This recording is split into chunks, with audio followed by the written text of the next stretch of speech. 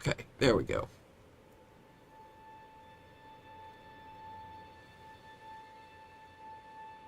OBS said I was streaming before, but I wasn't seeing anything on YouTube, so looks like we got that cleared up now.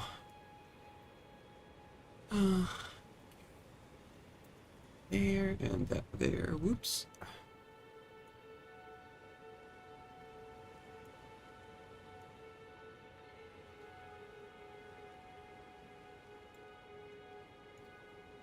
Okay. There we go. I think we're good now. Yeah, I think I left off last time in Liardia or someplace. I came down here to farm the Godric Knight armor set, which you can see I'm wearing now. Got on the knight armor, greaves, and gauntlets. However, I'm going to stick with Frederica's headpiece for now, because I think, yeah, like the green and red, this all goes really well. But I am way overweight with that shield. I might try and stick with this for a while and just do a completely heavy build. Although, yeah, I can't actually use any of these yet, except for maybe that one.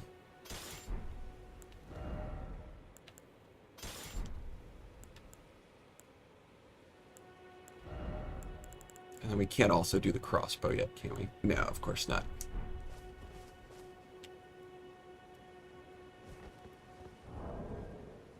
Honestly, though,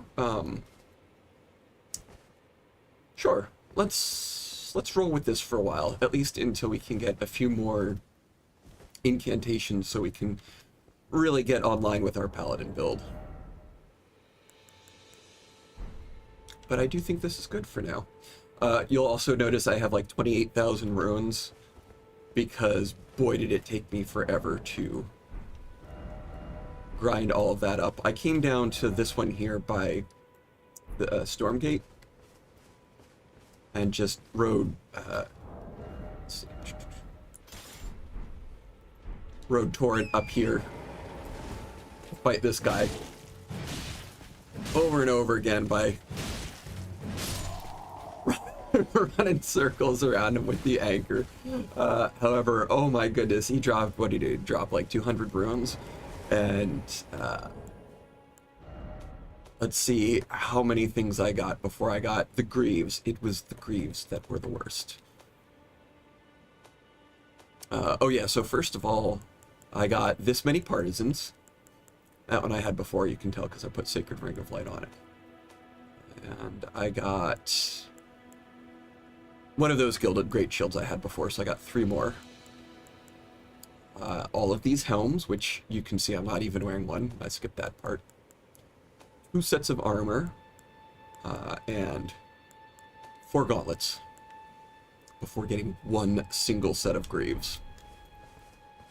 But I also used I had, I think, like 5 or 6 silver pickled fowl feet, which I used all of them, and that was enough to ride back and forth and kill that guy 5, maybe 6 times.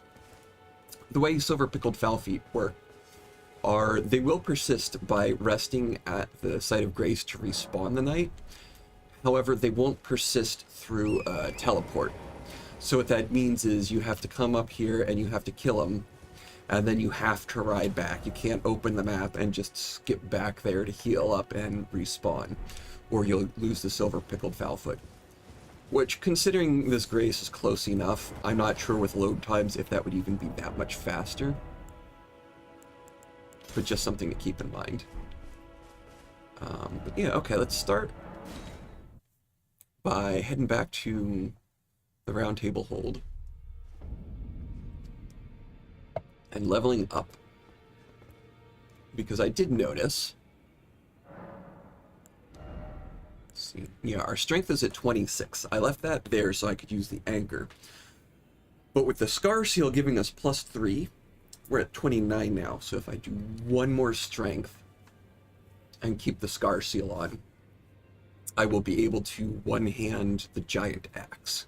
And also, as soon as I find a Rune Arc, I can get +5 on all of my stats.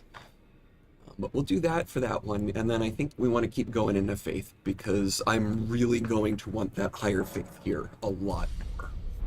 Coming up soon. Yeah, okay, let's come on over here and sell off some of these extras. Now those eyes tell a story Oh, of a challenger who's failed her mark. sure have. Well, now lay out your arms. He knows I took out a shark bear. Oh, but yeah, that one will be... No, I'm only going to keep going with that one until I can equip something better. Anything else? Oh yeah, let's... Now that we can wield it.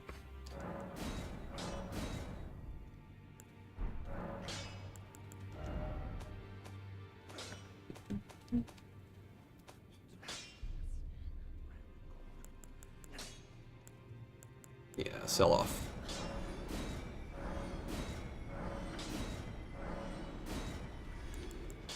Those dupes, and I'm pretty sure I already have all the daggers I'll ever want. And if not, easy enough to get more.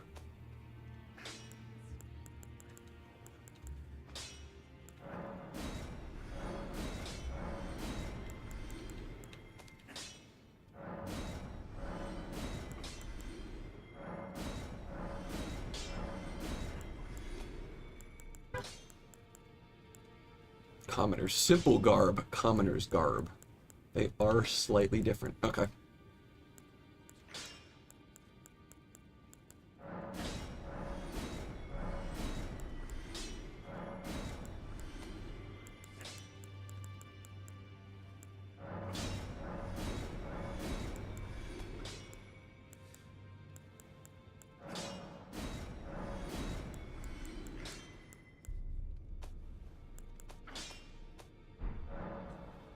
So yeah, like I said, I like to just have one of everything, two of weapons, so I can symmetrically dual wield something if I want to. And that's just me kind of being silly and over investing in the game. But the truth of the matter with Elden Ring is going in on your build is really what distinguishes the game from others, or through each playthrough, especially once you get the ability to reinvest your stat points. You can really change between anything at any given time. So while I don't think I'm going to drastically change my build, I do like having that the opportunity.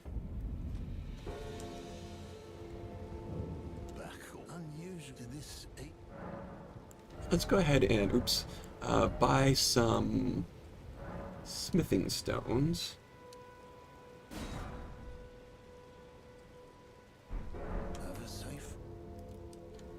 So we can work on getting that axe leveled up.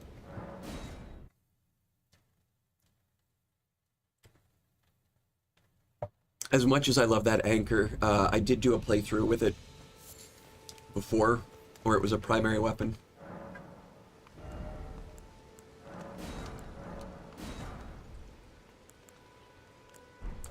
So I think I'm actually going to stick with, yeah, other axes. And I've still never done hammers or great hammers.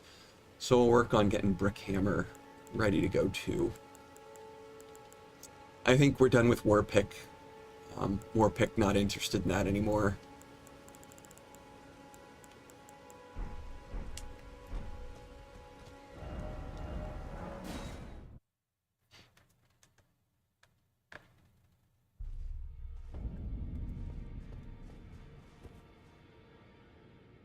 To start today with just doing a little bit of cleaning up.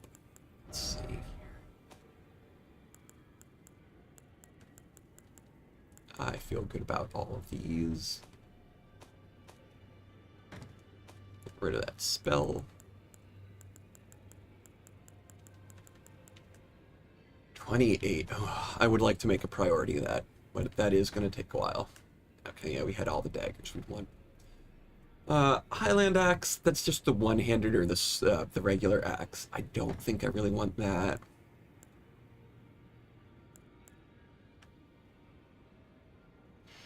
Yeah, war pick, I think we'll toss you in there. Spear. I do like the partisan just because it's what I can put the Sacred Ring of Light Ash on right now. I want to find a better weapon, one that I like a bit more, to put that on. I would love if I could put it on the scythe here. I may actually, or might possibly go back to the scythe, which I used very heavily in another playthrough as well. Kind of want to avoid just because it's a thing I've done before. Divinity, have mercy and grant me forgiveness. The road is yet long, a god is not easily felled. But one day without fail you will have your wish. So please grant me forgiveness, Queen Marika. Okay. Well, I mean, it was kind of obvious from some of the things he'd said before that Queen Marika was probably the one that imprisoned him here. But that just adds fuel to the fire. Also, look at that big sword. Oh, yeah. I've read Berserk now. I've read it, or at least I'm on Volume 9 of the deluxe versions. You, is it? I didn't notice you there. I'll be doing my job, same as ever. Just lay out your arms. Those words were not meant for you. I may be prisoner to you, tarnished lot, but my prayers are mine, and mine alone. Well, I've had my say. I'll be more careful too.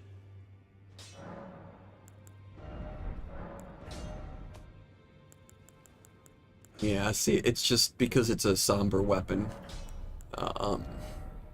Somber smithing stone. Because it's a somber weapon, it's just...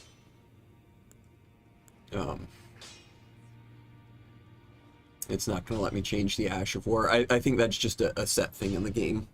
Somber weapons have their Ash of War set. This one's got its unique one, Angel's Wings, and that's what it is. Such a shame. Because it is a fantastic weapon. That Ash is just a little lackluster. Although it's not entirely useless even in single player. It is good for a quick rush and slice. Like a standing kind of rush, but also the heal blocking only helps on very few rare NPC encounters, so like... okay, we were finishing that. And that needs smithing stone 3s, but let's get 2s on this. And that's somber too, both of those are somber. Wait, how close are we to that one now? Oh.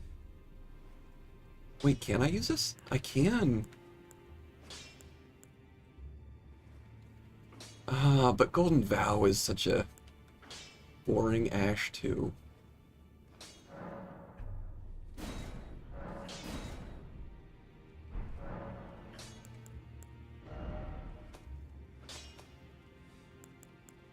What's that? Sacred Blade. I think Sacred Blade is fine on that for now.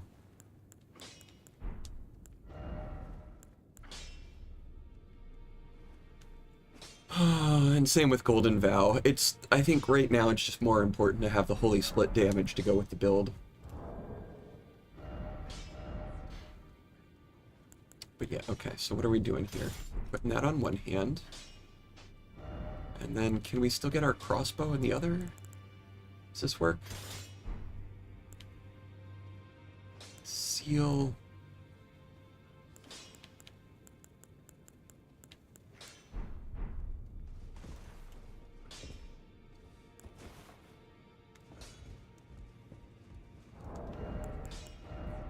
Is there anything we can put on there, like one of our smaller shields?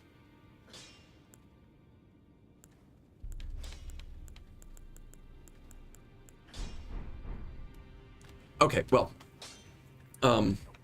that's fine. I think that's everything I wanted to do for the moment.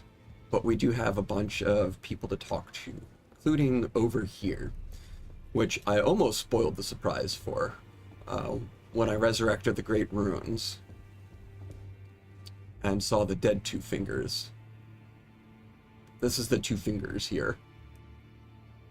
And I was legit surprised at this point when I played the first game. I was playing through everything blind. I didn't look into the game at all.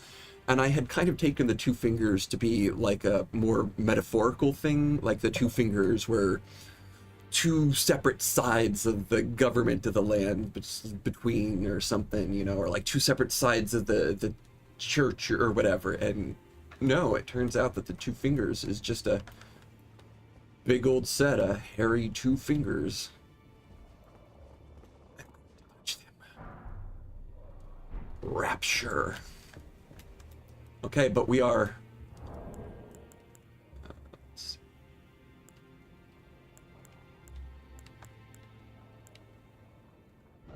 No, I want Rapture more. We are Smashy McGoodboy. We are a paladin. We must show our respect.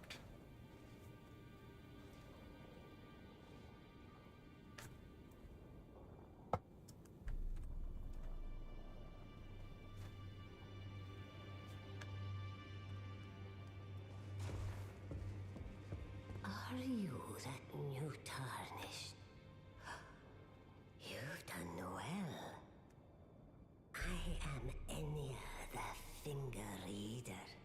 I interpret the words of the fingers, envoys to the greater will. Look there. The fingers tremble to welcome you, Shardbearer. Let their wisdom wash over you.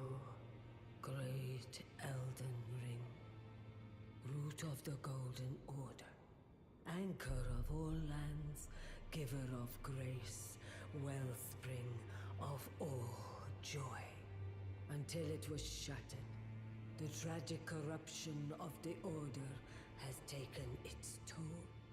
Across the realm, life lies in ruin, fallen to pieces.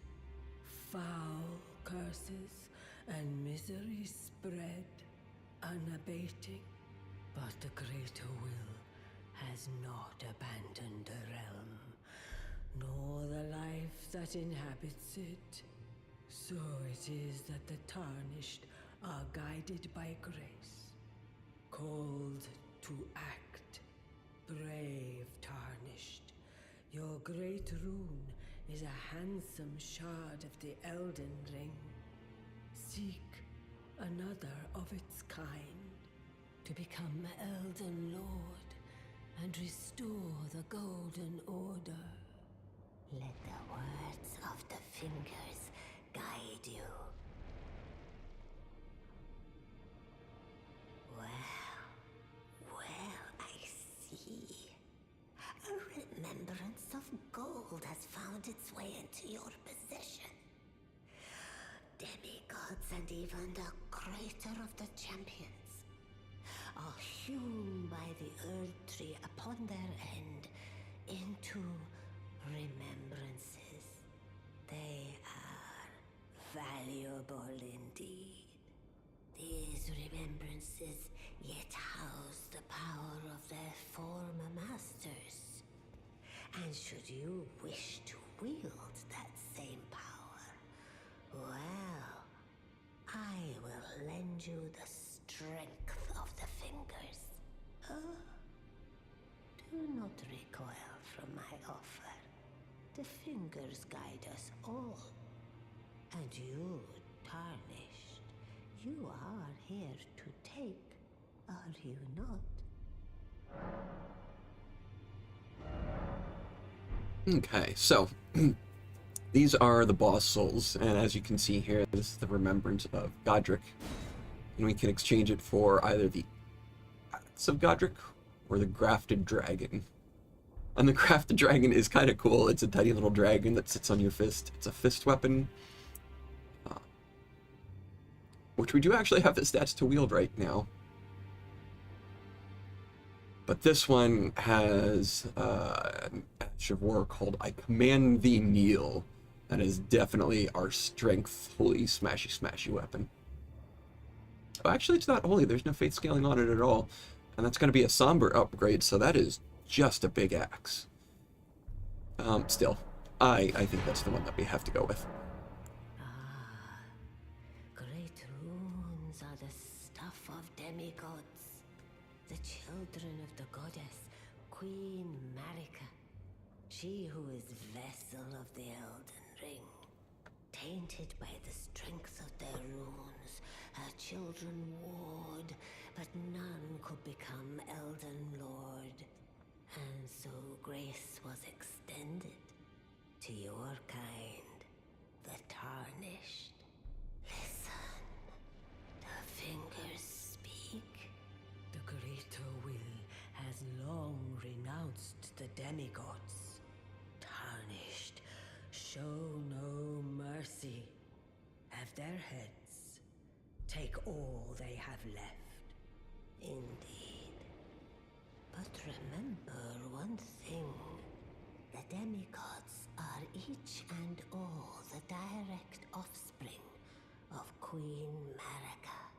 Godric the Grafted was but a distant relation, the runt of the litter. His divine blood sorely diluted. Ah, the children tainted and listen. The great harmony. The demi-Godric the runt. Okay. So yeah, she exchanges boss souls for you as well. She'll also be the vendor. Forth, let the words of the fingers guide you. She'll be the vendor of boss equipment, like boss armor, for ones that drop it. Godric doesn't really have armor that he uses. Oh. Oh, there's Rajir. Okay, he showed up.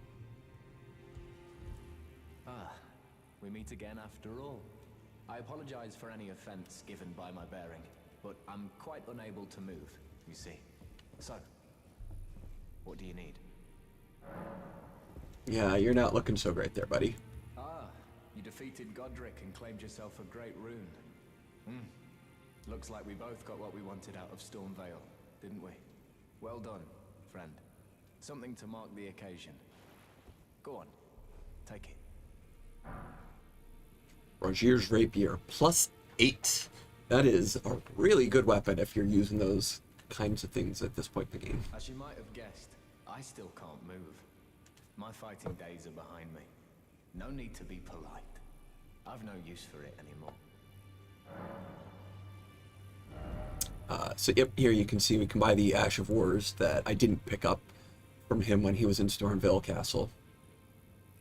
So these will be here for a while. Feel free to grab them anytime you want. If those do appeal to you. Ah, so you've met Dee. Dee is an old friend.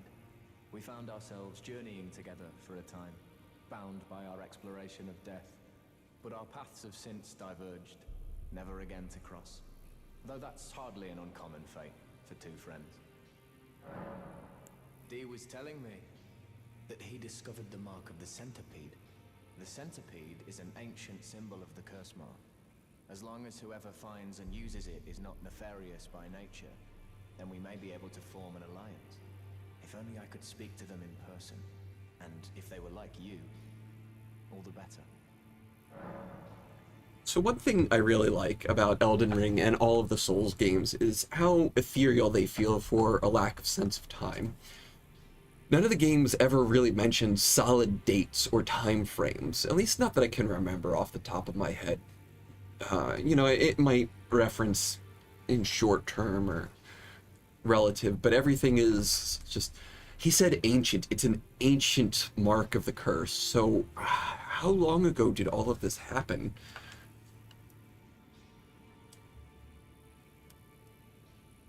Anyway, okay, that's all he's got to say for now. Let's come over here and talk to D, since they're probably... Blade, you saying anything different yet? Sure to tell me she's a servant to me. She's been my companion. I've lost count of the number, honestly. Okay, nope. Let's talk to D. Hello there. What can I do for you?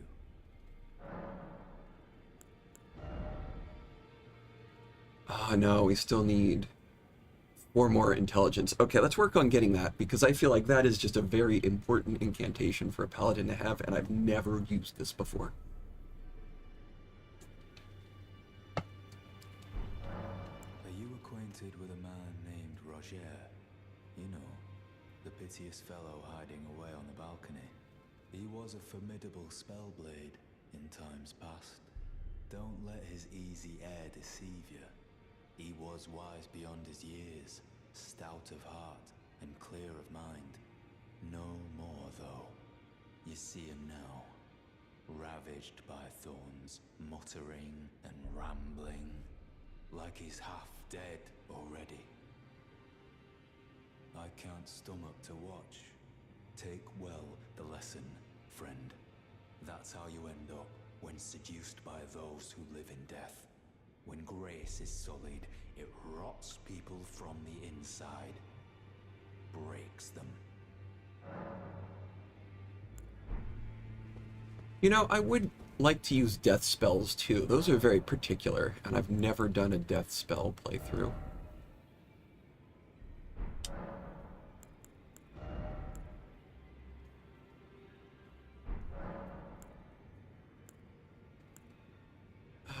I was just thinking I was going to do something. Oh, yeah, so Rajir's Rapier is +8 and comes with Glint Blade Phalanx already on it. If you want to take that Ash of War back, you can undo enhancement.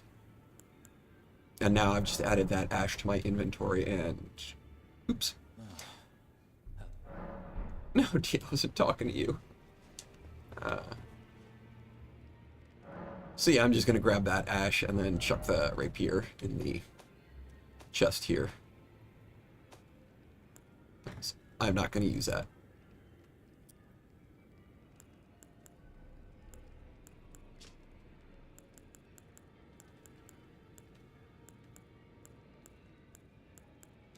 Okay, yep. Still happy with those decisions. Okay, and also this should be able to help us out here. It's Nefeli.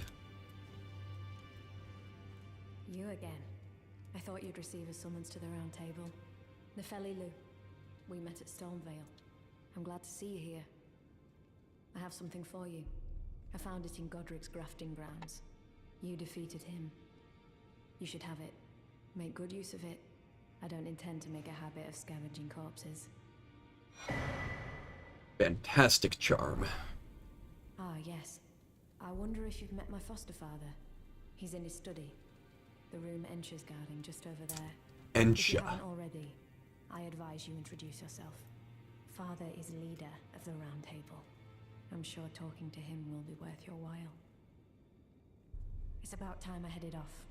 I'll see you again, warrior, should the fates deign it. It's about time I headed. I'll see you again, warrior. Okay, so the charm she gave us there should be familiar to most Souls players. That's what allows us to increase your equipment load. And I know I said I was going to try and stay away from passive charms, and now I've got 2 passive charms on. But having them on together allows me to keep more options open with the big weapon, the crossbow, the seal, and can we still get a small shield on there? Can we still get a small shield on there?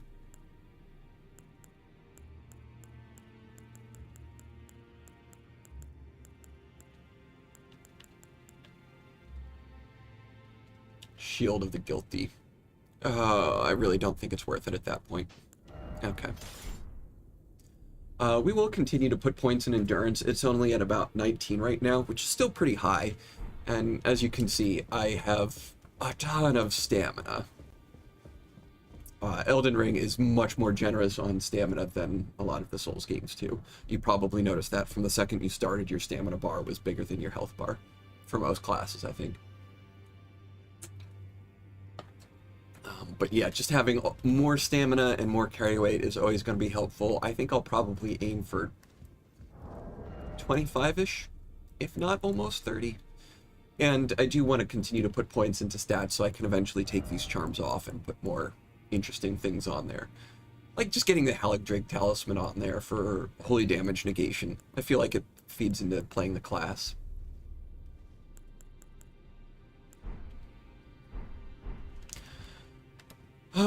Okay, he has a lot to say, and we're gonna listen to the beginning of it and then just get to the game, because I have been playing for almost 30 minutes now and I want to smash stuff. 2 fingers, have you not? Then just as promised, I bid you welcome. As a true member of the Round Table, I am known as Gideon Ofnir. As a Tarnished who wishes to stand before the Elden Ring and become Elden Lord, I am accumulating knowledge. To be all-knowing. You now belong to a select group of fellows. As such, I ask that you remain constant. You'll be after more great runes now, eh? Then as your fellow, allow me to divulge a little knowledge. The inheritors of the great runes, the Shard Bearers. We of the Round Table know the location of 5 of them, including the one you defeated. Godric the Grafted, Lord of Stormvale. General Radahn, who fought Melania and her rot to a standstill in the Caelid Wilds. Praetor Rykard, Lord of the Volcano Manor of Mount Gelmir. Morgott the Grace-Given, Veiled Monarch and Lord of Leyndell. And Renala, Queen of the Full Moon, ruler of Rhea Lucaria's Academy. You'll still be after more great runes, won't you? Okay, he's got a lot to say about everybody now. We'll come back to that. I do want to talk to him and make sure all dialogue gets recorded in the stream here, just so everybody can see, like, as much of the game as I can possibly show. But I really do want to get back to smashing things now. I have a short attention span. No, stop. I can't even buy that right now. I haven't sold runes in a while. One more thing. One more thing. I can't do the uncle voice. One more thing. Youth, no matter it. Lay out your arms.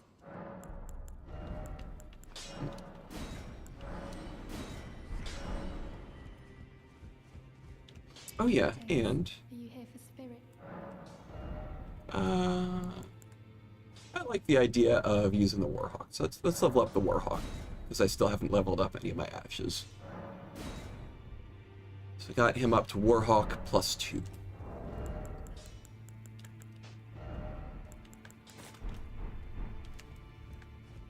He'll be like my little familiar friend. And now I do mean to talk to you. I mean by that incantation. There we go.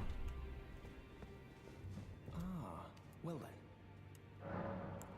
Oh yeah, I can give him prayer books to learn more. May the golden orb. But I think, what prayer books do I have right now? Yeah, just that one, the Black Flame. That is blasphemous. He'll complain about that. We won't do that right now. But, oh my god, I know. There's so much to do. I skipped over this last time, mostly because I think I was on a roll. I didn't want to risk dying or rest and restore things, so I kind of skipped past this boss at the time. But I would very much like to... Whoa, that was close. Get this little thing here that I marked on the map before.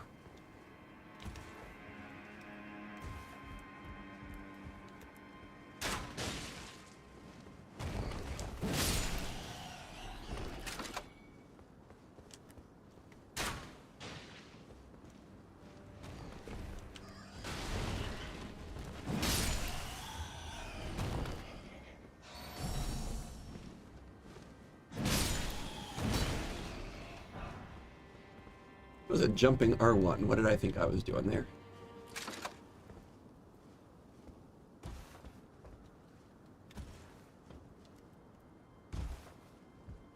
I do like how this character is turning out, though. Oops, sinking into the floorboards there. I already feel better running around with my giant crossbow axe, my knight armor, my fancy red hood. This is what I like about the FromSoft games, when you do really finally start to feel powerful.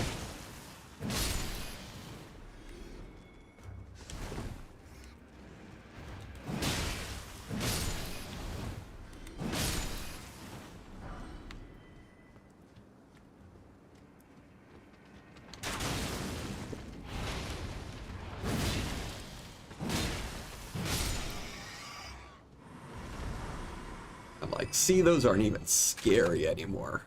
Come on.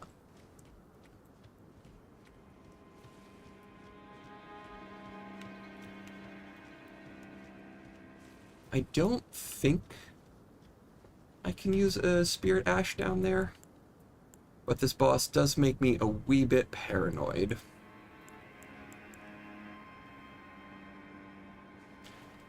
I'm running low on Exalted Flesh. Let's do a turtleneck and our flask. And two-hand the axe and Golden Vow.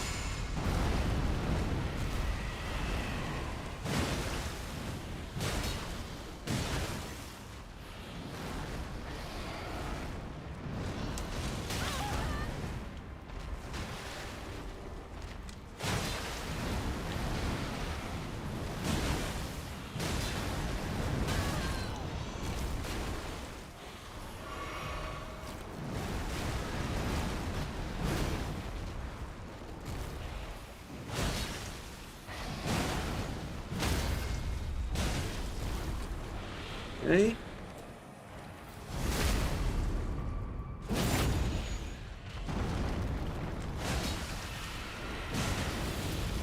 Run away. Didn't make it.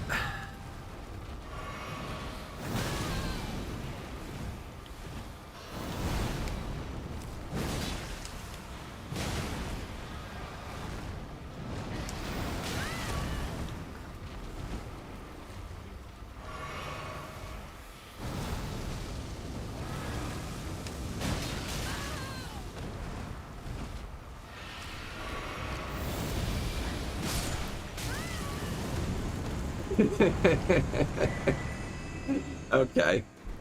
Alright, so you get a golden seed for heating them. That is... I forgot, that's not even a boss. That is the first time we saw that thing, though. It is a... Can't remember what those are called off the top of my head now. They look big and scary, and part of the reason I was afraid of that guy is because I'm pretty sure they're strong to holy, and they're weak to, I want to say, ice and scarlet rot. Neither of which I have great access to right now. But yeah, they look big and scary, and that guy definitely has a ton of health for where he's at in the game. But despite how wildly they move, if you just generally get up nice and close to him and do a dodge roll whenever it looks like he's flailing a bit, you'll be surprised at how easy it is to dodge them and keep them under control.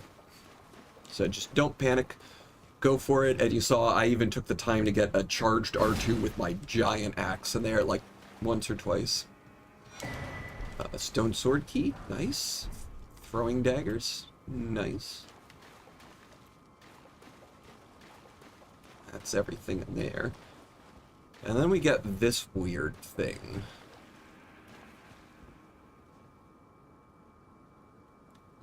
And this blood stain, even though we're an offline single player.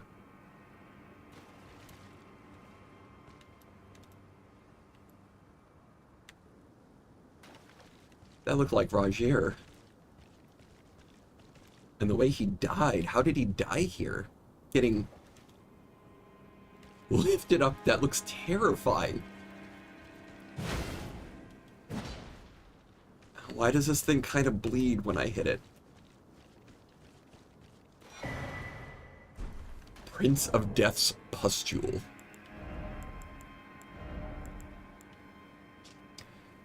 A fetid pustule taken from facial flesh. Ugh.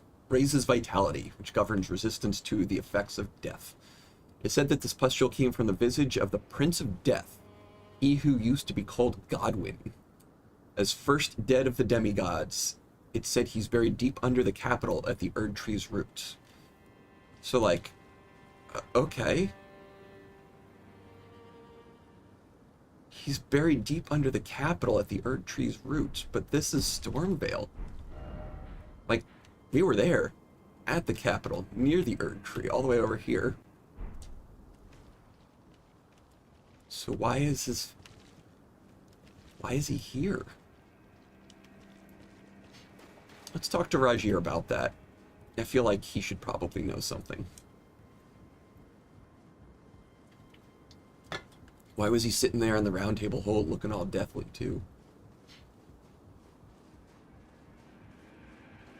Oh yeah, but oh, it won't let me open the map on the ladder. Let's go ahead and take that mark off.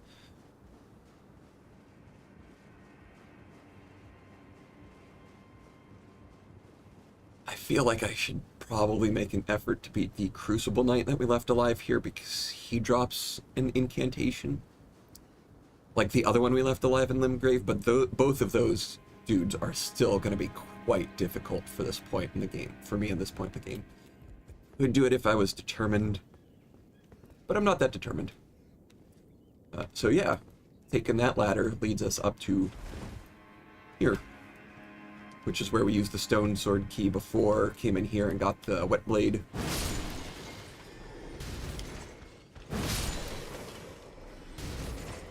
And I think they dropped their axe too. It would be cool to have that axe. Maybe I'll try and farm that some other time. But yeah. Roger will be in the round table hold. We can talk to him later. Let's move on into Liurnia, finally, and talk to yet more people. It's funny because these NPCs and quest lines can often feel very sparse. I had to move. Can feel very sparse and hard to track and follow when you don't know where they are.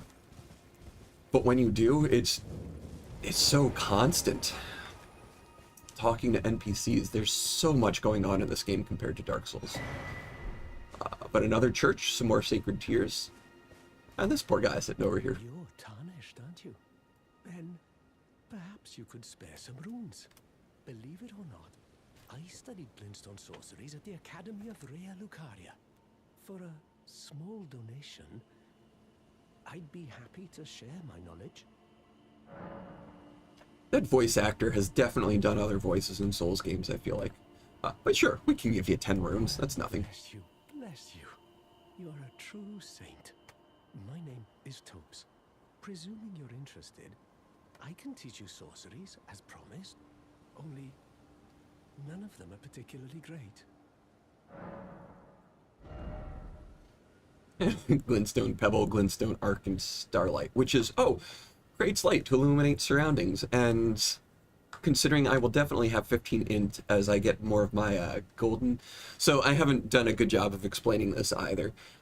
But you'll notice with sorceries and incantations, they are kind of split into different schools, and the golden incantations, the ones that support the Holy Order and the Two Fingers, the ones that are going to be more paladin-like that I want to do on this build, will require both int and faith. So I will have a decent amount of int at some point in time or another, and being able to do the light would be a good option. Instead of the torch, although I'm thinking you still need a catalyst to cast sorceries, which is different than the talismans for incantations, and I honestly can't remember if this game has a dual item. I don't think it does. It's fine. It's whatever. We'll deal with it. Apologies, friend. I'm afraid my meager sorceries are no match for your generosity. Oh, right. I can tell you what I know about this place. That should help a bit. You've seen that structure to the north, towering over the water. That's the Academy of Rea Lucaria, where we study glintstone sorceries. Only its doors have been closed for quite some time now. After they declared they wouldn't interfere with the shattering, the Academy cast repelling seals on the east gate leading to the capital, and the south gate leading here. As you might have guessed, the seals are still active, making entry to the academy impossible without a glintstone key. And so I'm stuck here. A fledgling sorcerer with little chance of acquiring a key. When they cast the seals, I'd just popped out. And now I'm uprooted from my place of learning. Whoa, brutal. Why not find yourself a glintstone key? Without one, you can't pass through the academy, and you'll never reach the Erdtree capital. And if you find an extra glintstone key, perhaps, once you've tied up all your loose ends, and I can be very patient, would you consider donating it to me? I know it. I'm a Bloodstone. Aw, Nary a hint of talent for sorcery. Bloodstone. My place is at the academy. Sure thing, buddy. So, Top Tier is actually extremely informative. I know some people find the FromSoft games a bit more difficult to navigate because it doesn't give you quest markers or a quest log or anything. But if you do listen to the NPCs, they very clearly lay out the path for you. You know, Gideon told us that we needed to find the Shard Bearers. So next up, here in Lakes of Liurnia, where the Academy of Raya Lucaria is, we can find Rena. And he basically told us that we need the key. So, yeah, just really listen to the NPCs, and they'll give you the just vague directions to go. But following that and the guidance of grace, also from the Sites of Grace, will pretty much lead you through the game. Find yourself a glint. Without one, you will never reach. Oh, okay. You've taken an apprenticeship with Selen. Well, that is something. Selen was well known. The most promising sorceress in the history of the Academy. I followed her at school. But there may as well have been an ocean between us. But Selen was expelled from the Academy, accused of unthinkable treatment of certain sorcerers, under the name of the Graven Witch. I still don't believe the accusations. The illustrious Selen would never do such things.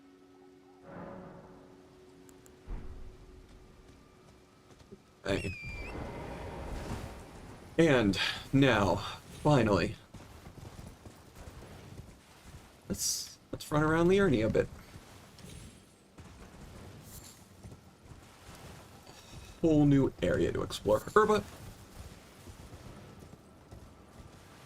And also, maybe we'll do some of the Siafra Well, since there's not really a specific time to go through there or do things. I'm keeping on a very focused path because I know what to do, but this game is really great at just offering you a variety of places to go and check out. I have avoided Caelid because I really don't want to go there, but there are some interesting things you can see just by pushing in a little ways here. You can go down the well and check out the underground. You can come over here to Liurnia.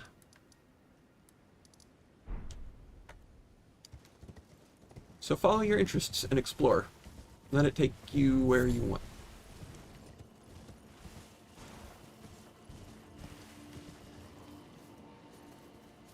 Oh, there's a nasty guy here.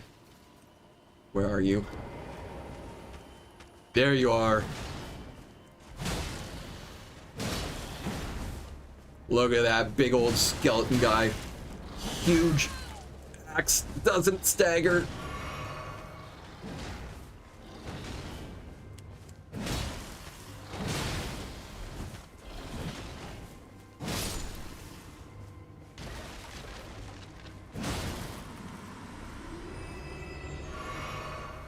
Skeletons can still be real scary if they want.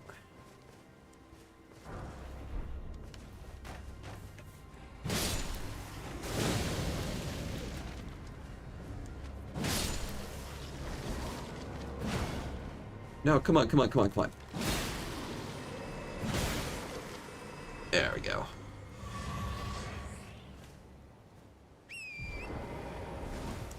So...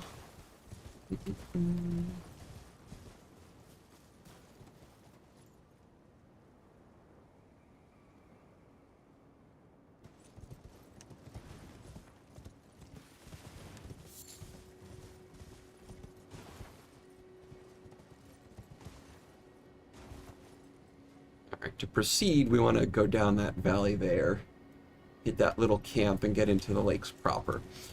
But if you were interested in farming a grave scythe from these guys, I think this is probably one of the best places in the game to do it.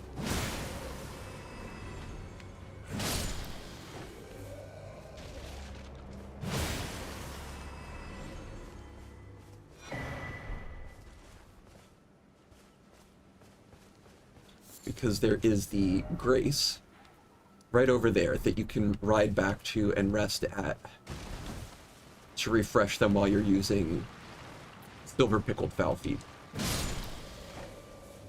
And the Grave Scythe, along with just looking real cool, is, I think, the best mundane scythe you can get that'll allow you to put your own Ashes of War on it.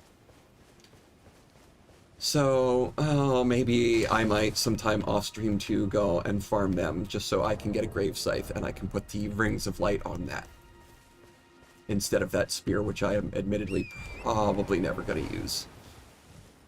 I just find spears kind of boring at this point. Stabby, stabby.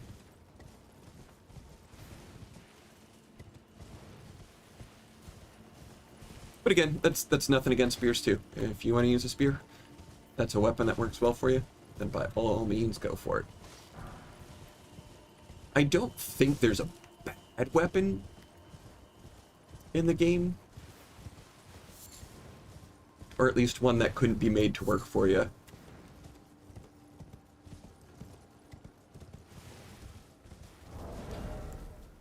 I'm just gonna... Wait, how did I get... No, I still only have 31 strength. It's telling me I can wield it because I can two-hand it. But we're at heavy load with this. Let's just take out this camp down here. See how well it goes not being able to dodge roll for me and just trying to do more of a tanky paladin build.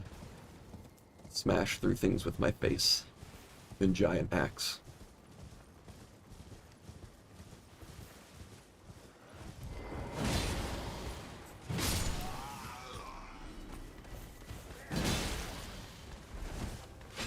Okay, that's right.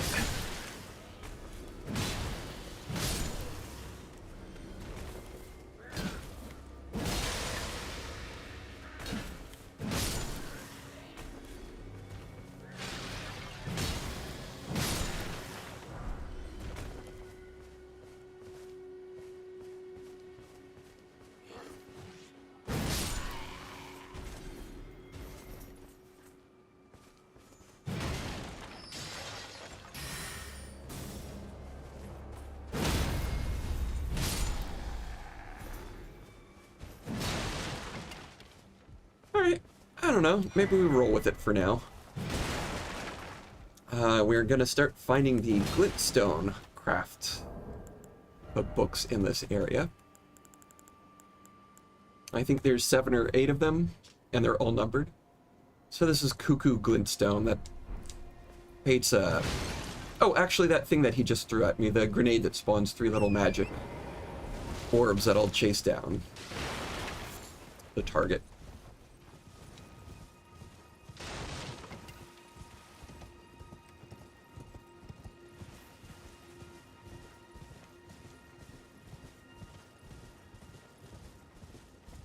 And now here we are.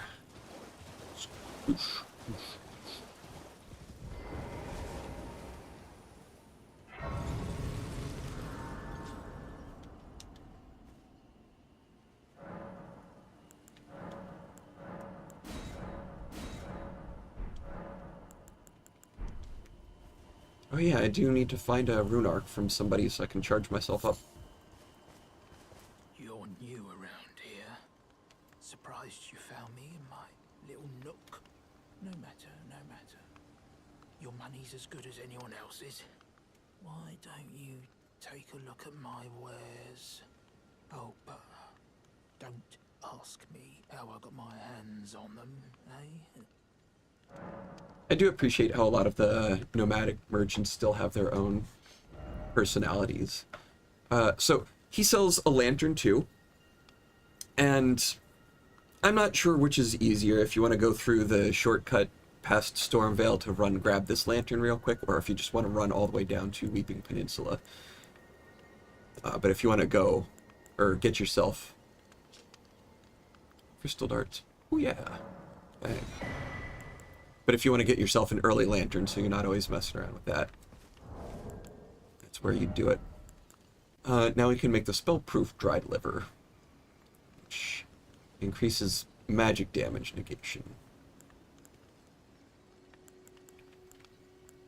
The Cuckoo Glintstone, yeah, I think those... Or no, it just produces a single bolt. I guess it's the pots that break.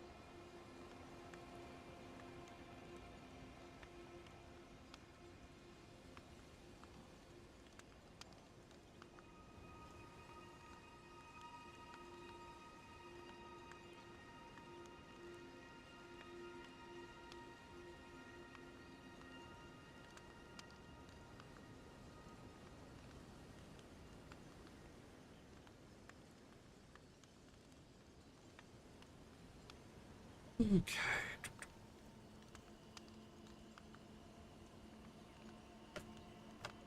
I'm gonna refresh my drink real quick. I'll be right back.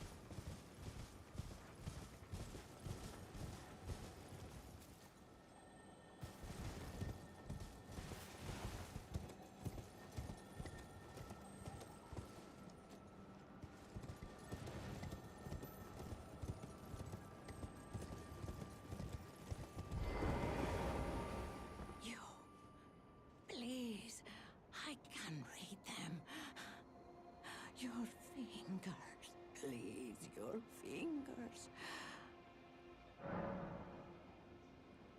Oh, bless you. Oh. Michaela's favor can be yours. Slaughter. Slaughter. Slaughter. The all-hearing slaughtered. But alas, it was for naught. But all you need do is snatch it from the big pot. Pity the poor, poor fool.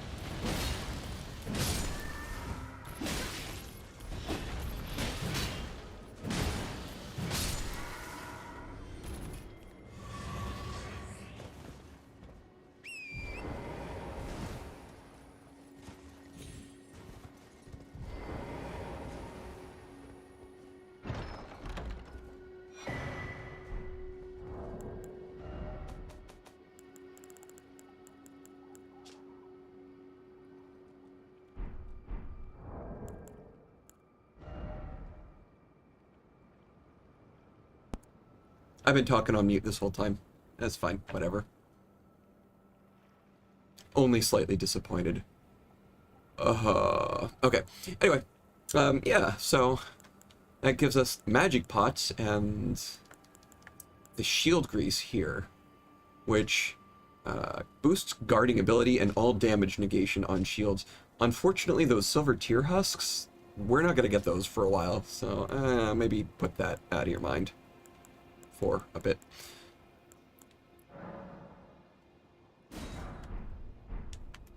We will definitely make one of those. Okay.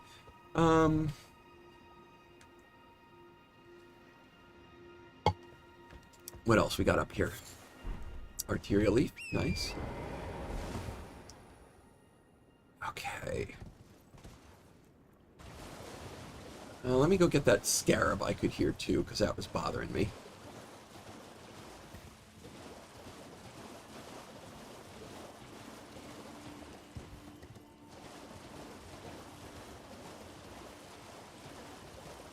If I remember correctly, it is somewhere over...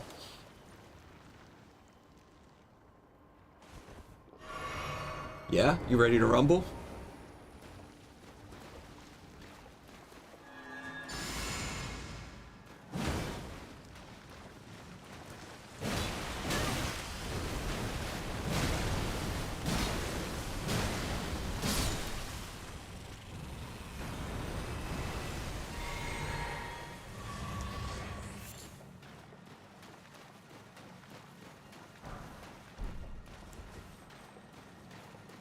Yeah, there he is. Okay.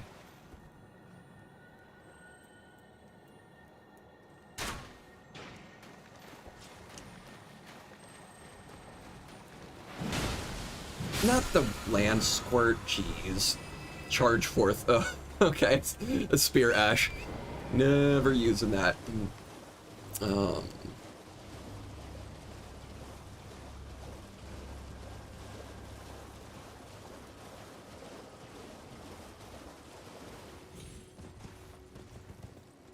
Where is the map? Let's find the map.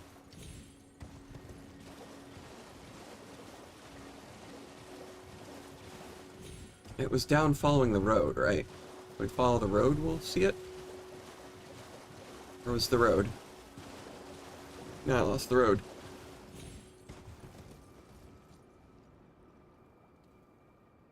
Oh, that's a grace there.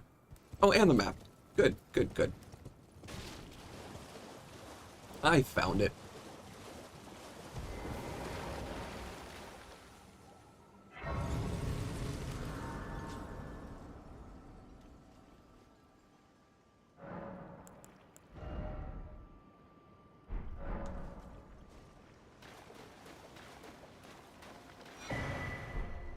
Map of Liurnia North. Alright. That revealed a bunch more, but still not all of it. And now that we can see the map here,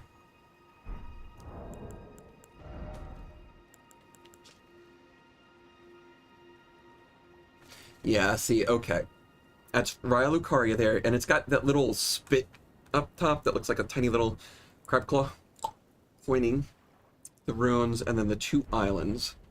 And then if we look at the actual map, there's that little pinchy crab claw, and then the two islands, and then those ruins that we were looking at off to the west of the bridge there. So I'm gonna say that's gotta be it. I mean, I already know I played this game for 500 hours, but I'm trying to, you know, am very purposefully trying to put on an act where I kind of, you know, have more fun with discovering it.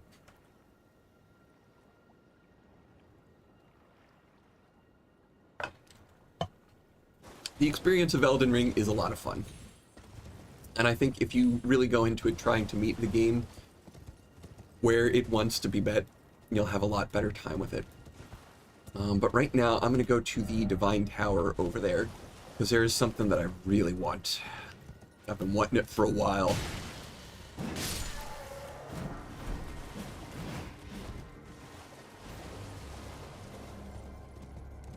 do we get over there?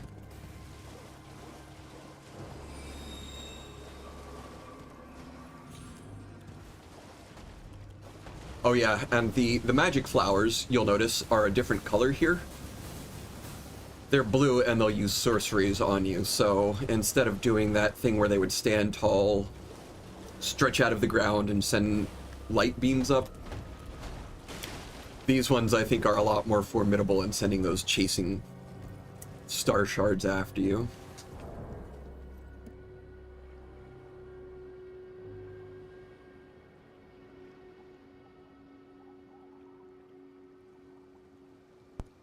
Pardon.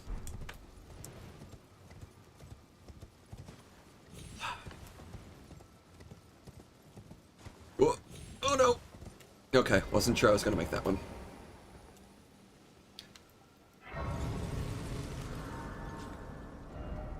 And we're grabbing some graces all over Liurnia here, so we can travel around with a bit more comfort. I think I want to go up this way. Let's go up this way. Hello, wolves. What?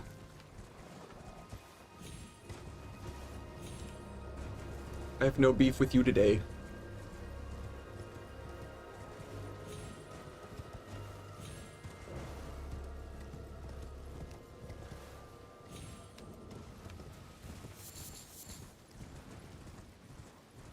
There we go. So, my first ever playthrough, I did kind of do more of an incantation miracles build, just because they looked a lot more interesting, and I do still stand by that. I came over here and I fought this guy, and he absolutely trashed me. And I said, enough with that. And then I never came back.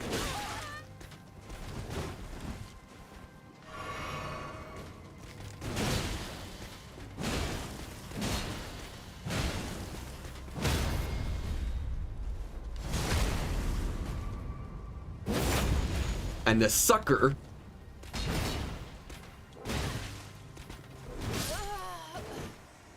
who just killed me again drops the book that teaches you, I think, like lightning weapon and lightning bolt, two of the best, most basic lightning based miracles. And I ran around for like 70% of the game just not having access to those. Because he's just one guy, and he's standing there, and when he messes you up like that, there's this temptation to just go, eh.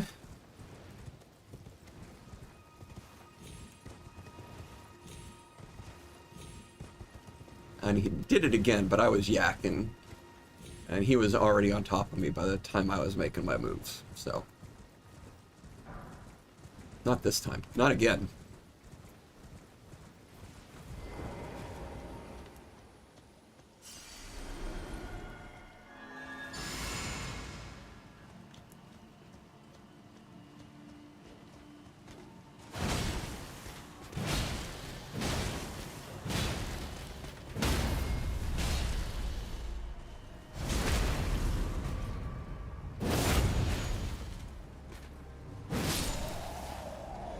Jerk. Yeah! Oh, and you can see that good item glow on him. Dragon Cult Prayer Book.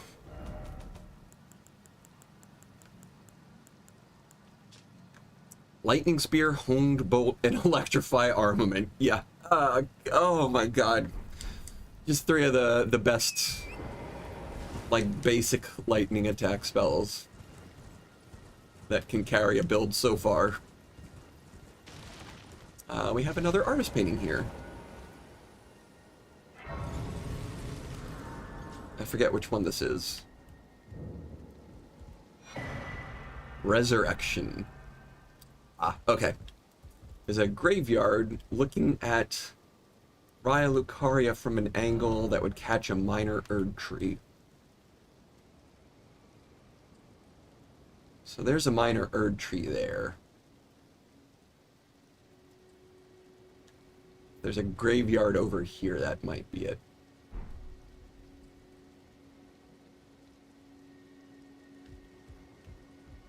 But again, I already know. I do remember the solution to this one, even if I didn't remember which one it was.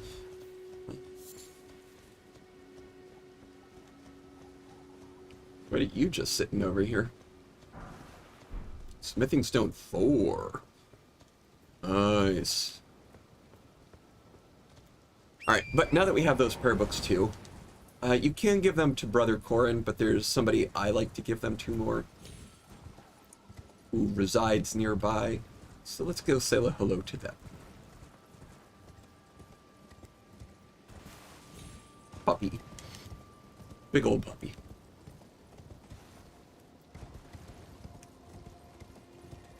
Oh yeah, and one of these guys here just drops something too.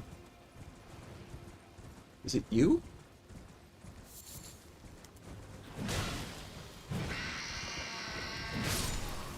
Cry about it. Yeah, Briars of Sin. Which I don't even know how to use that spell. I think that's a sorcery. Yeah. It's a sorcery that scales off of 0 int 0 arcane, but 24 faith. An aberrant sorcery discovered by exiled criminals. Theirs are the sorceries most reviled by the Academy. Wounds the caster with thorns of sin, creating a spiral of blood thorns. The sorcery can be cast repeatedly up to 3 times. It's so weird. Okay. We're just gonna keep running past stuff for now. I'm getting sidetracked again. We'll come back and look at some of this stuff more later.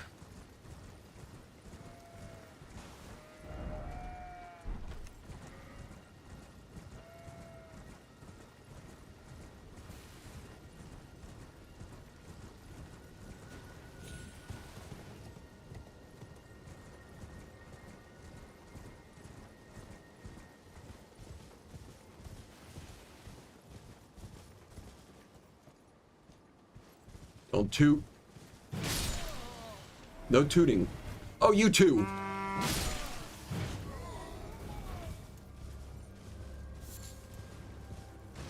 Herba. Bro is carrying.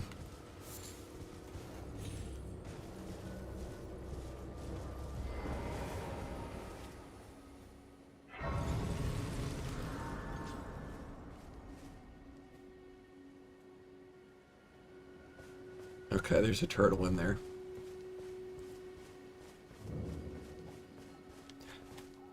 It looked like it was nighttime, so I was just checking.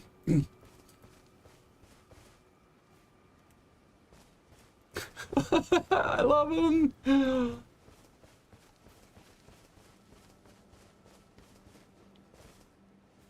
You're tarnished, aren't you?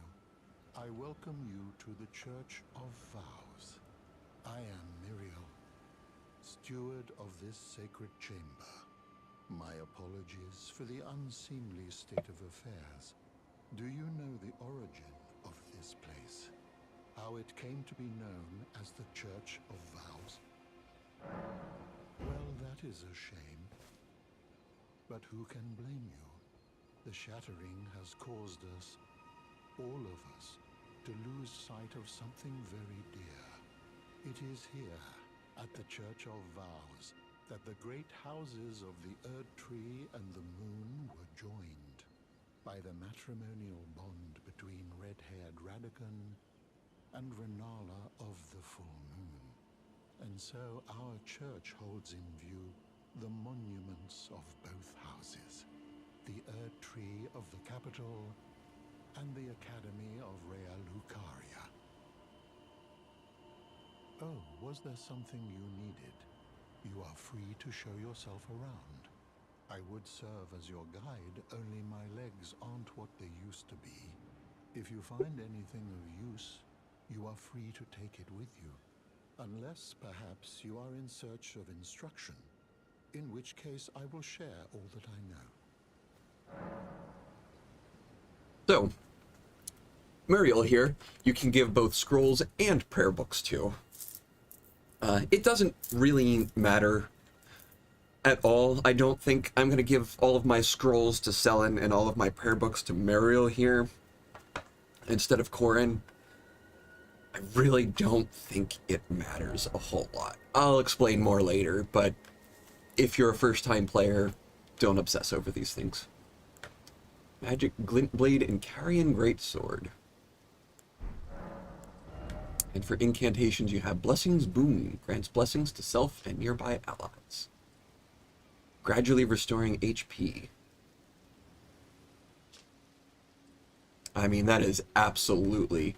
does it say... How do you tell what something is? One of the ancient Erd Tree incantations. I think you have to decipher it from that line. But that is what I would generally consider a Golden Order one. You can see it's tied to the Erd Tree. It's got the golden sigil below it. But let's give some prayer books. Give the Godskin prayer book. Oh, what have we here? Very well, let us both learn together. Heresy is not native to the world. It is but a contrivance. All things can be conjoined. I just like Turtle here better. Corin complains when you give him the dark prayer books. Oh, what have we here?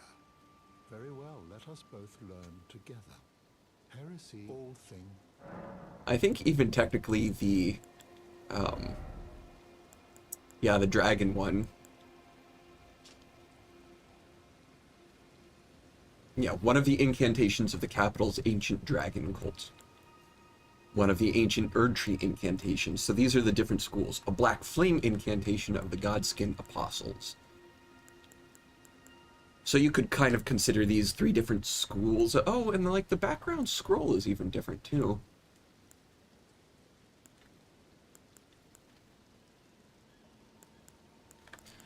But oh, Lightning Spear. Yes, okay, 17 Faith. Absolutely, we want that. Home Bolt 24. Electrify Armament 15 Faith. Yep, we'll take that. You wish to know more of Lord Radagon. Lord Radagon was a great champion, possessed of flowing red locks. He came to these lands at the head of a great golden host. When he met Lady Renala in battle, he soon repented his territorial aggressions there, and became husband to the Carian queen. However, when Godfrey, first Elden Lord, was hounded from the lands between, Radagon left Renala to return to the Erdtree capital, becoming Queen Marika's second husband and king consort, taking the title of Second Elden Lord. The mystery endures to this day as to why Lord Radagon would cast Lady Renala aside, and moreover, why a mere champion would be chosen for the seat of Elden Lord. You know, it's said that Lord Radagon harbored a secret. A famed sculptor of the Erdtree capital was once summoned to render Lord Radagon's likeness in giant stature, when he glimpsed the skeleton in Radagon's closet. And as such, it's said the great statue harbors his secret too. Well, that is, of course, a clue for much later in the game. But, again, you know, people worry about following the main quest line in these games. If you are just inquisitive and poke at most things with your natural curiosity, you will find a lot of the game simply unravels for you. The story, these bits can be thought of as just kind of helping point you in the right direction and giving you some context and glue to keep everything together. It's said that Lord Radagon famed when he glimpsed, and as such, you wish to know more of Lady Renala. She is queen, head of the Carian royal family, and governor of the Academy of Rea Lucaria, the great and beautiful full moon witch. Sadly, her heart was broken when Lord Radagon left her, and then, when the Academy rebelled against the royals, she was locked away in the Grand Library. In the end, Lady Renala was left alone, cradling the amber egg Lord Radagon bequeathed her. Now she devotes herself to it through forbidden rite, the grim art of reincarnation. You would do well to remember, severing a vow, strongest of bonds, has consequences ever more dire.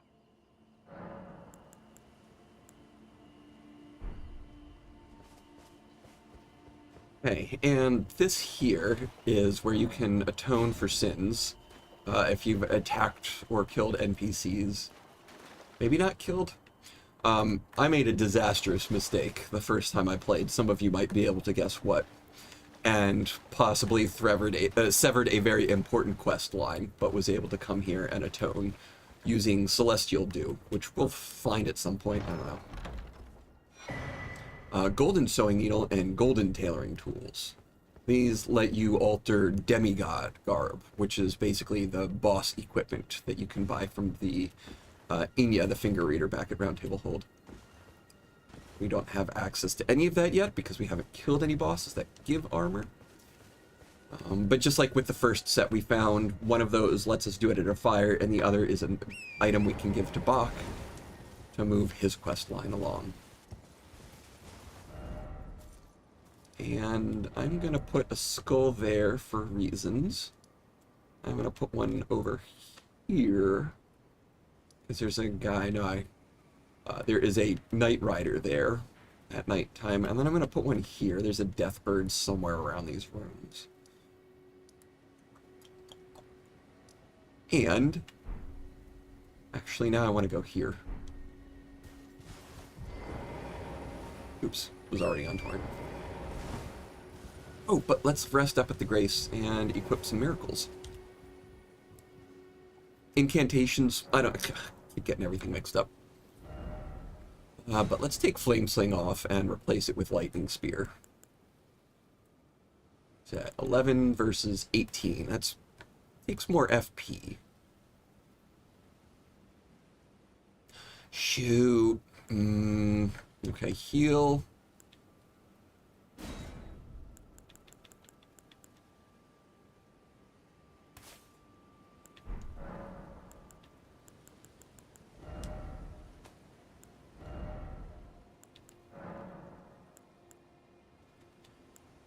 Okay, so let's see.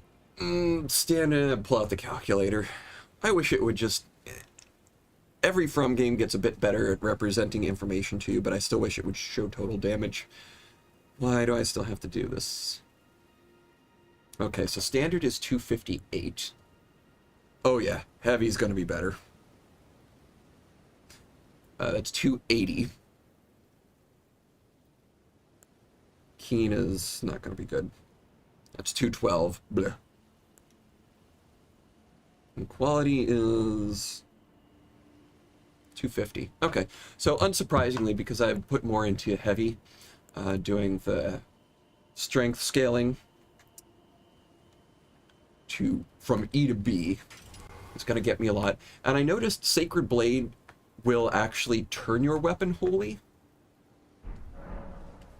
for a bit after casting.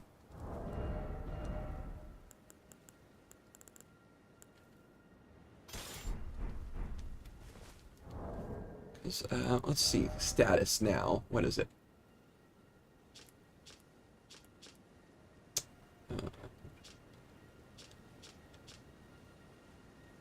Okay, well, it's 252.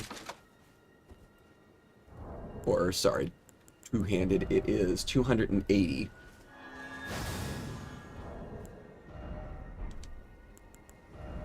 And now it's 370. So yep, sure enough, that is enchanted with Holy for a bit after using. So, that also means...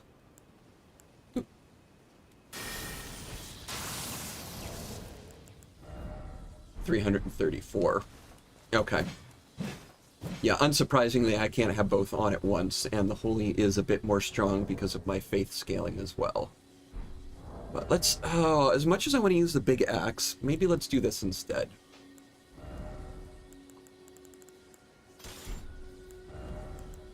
And what kind of shield can we put on? Ooh, could keep brass on. Oh. 5691. No, 161. That, however, is 6700.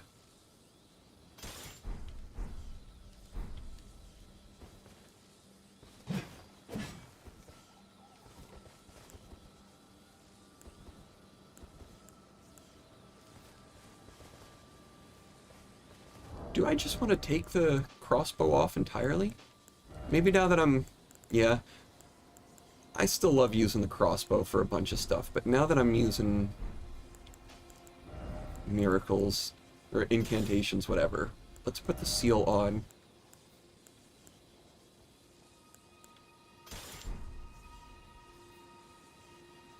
Yeah. Okay.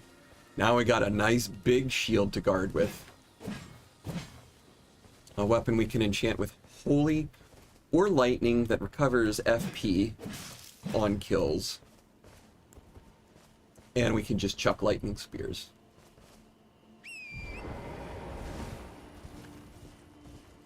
See, look, just getting through that first area, so many options starting to open up now. I mean, I am for sure not done with that big axe, too. That big axe is going to be my favorite thing.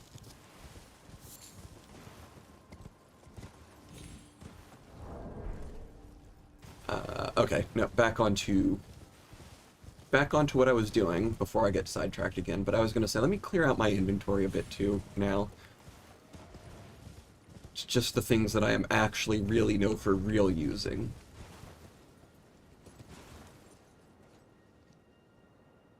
There's another walking mausoleum. How do I get down? Alright. I think for this, I am just going to warp back to Academy Gate Town. And there's another chore we can run along the way, too. Nice, nice. Yeah, let's head north. I was looking for that key, wasn't I? Remember that? Remember when I was looking for a key?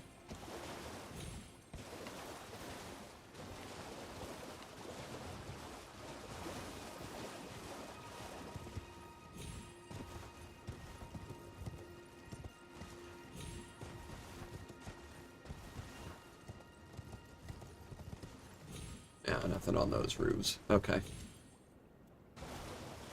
It's gonna be somewhere around here in these rooms.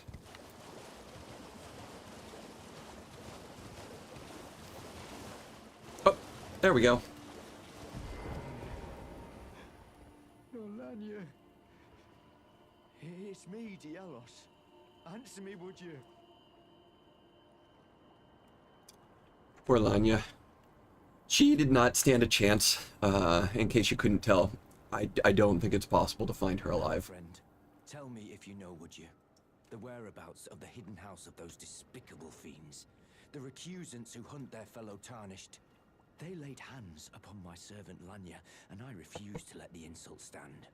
The tale of House Hoslo is told in blood. I, Dialos, swear to deliver the message.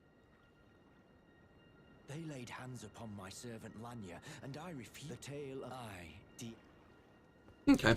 That's all I got to do there for now. Poor Lanya. You didn't deserve that.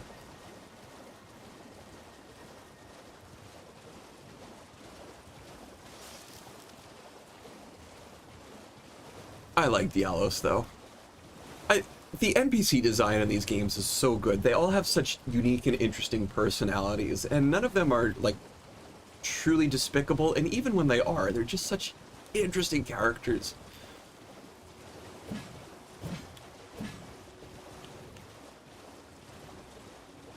You want to sympathize with them. You want to get involved in their stories.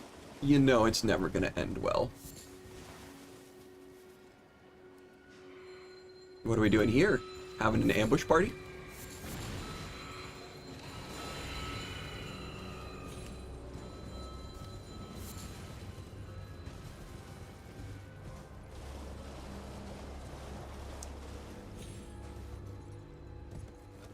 Oh yeah, here's an already aggro jellyfish, but I think there is arterial leaf, arterial leaves. Oh, it's spreading. They're so angry. Did I get all the leaves? I just want to make sure I got all the leaves.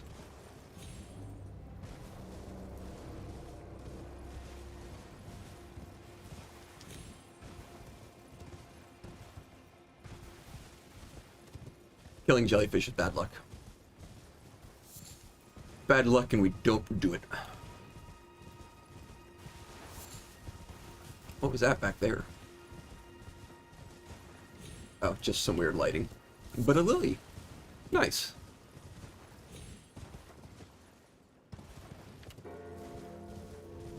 Gong.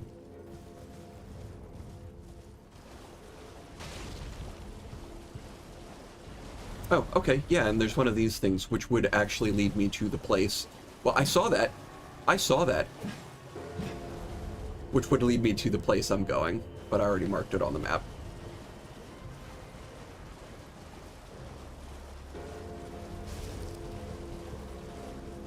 I think it leads you to the one I'm going to. Oh, but yeah, let's, just to keep up on my system here, let's mark them with the house, I think it was. Is that what I used down in Limgrave? Yeah.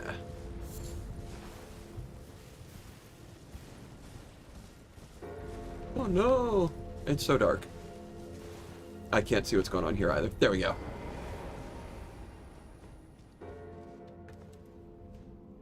Alright, so we have a mine here. I don't know how my axe is going to do on these guys. Well, let's give it a try, and if not, we might go big axe for this. Can I also get a torch on? Oh no, even the small torch is heavy load. That's fine. Okay. Let's switch back to brass shield.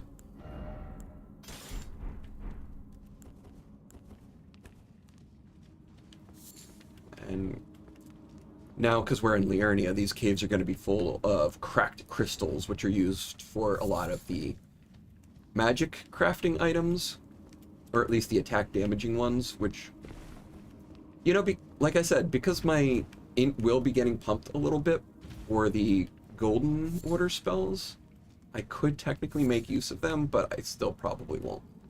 I don't think I've ever really used these things. Raya Lucaria Crystal Tunnel.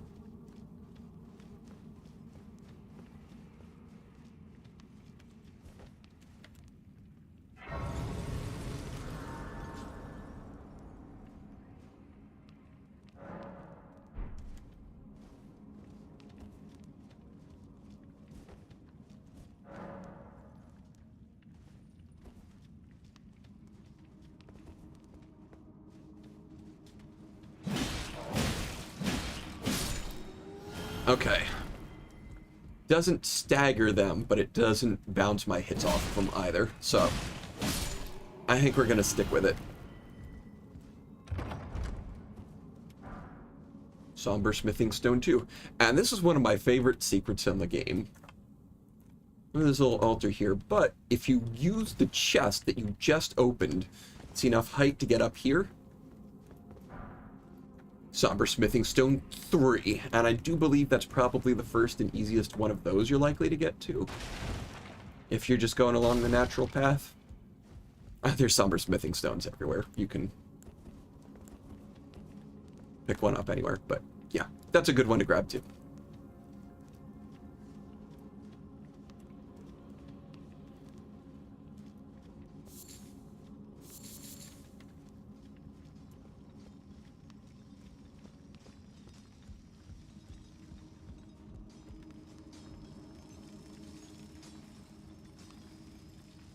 Which one is this? Oh. Oh. Oh, I kind of hate this one. Oh well. Just because it's got some nerve-wracking heights in it.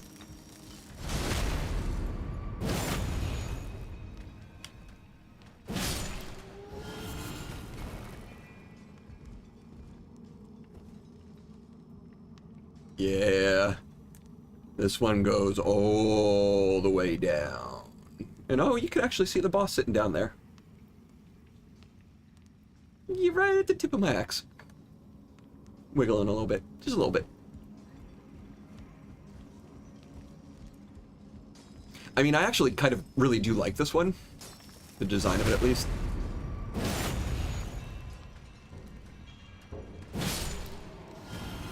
Just terrifies me is all.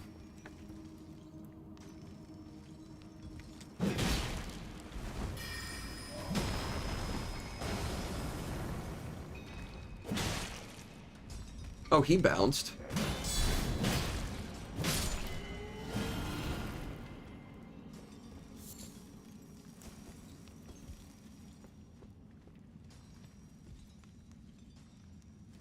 Oh god, yeah, okay. I want that stuff over there.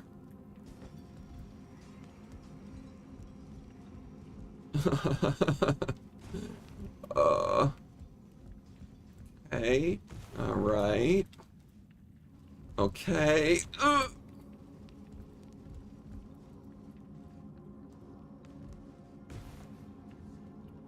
Okay. I think I'm just gonna have to run on this one, so... Okay. Smithing Stone 3, that was worth it.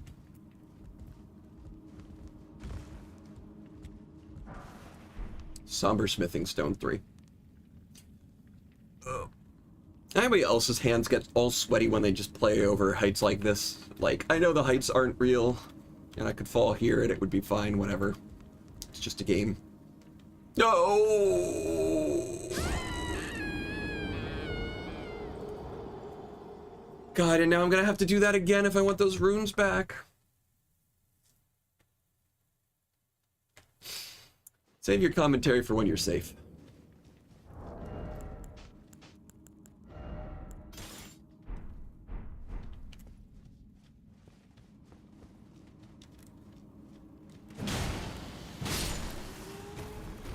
Alright, back to Big Axe. Big Axe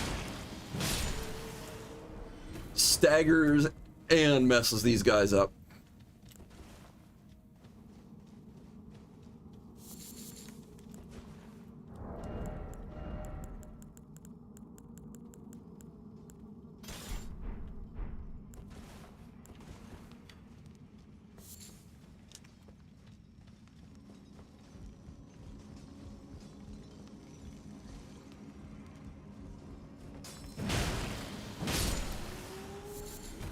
I mean, I'm gonna do it. And if I lose him for good, well, then that'll be that. And I can just move on with my life.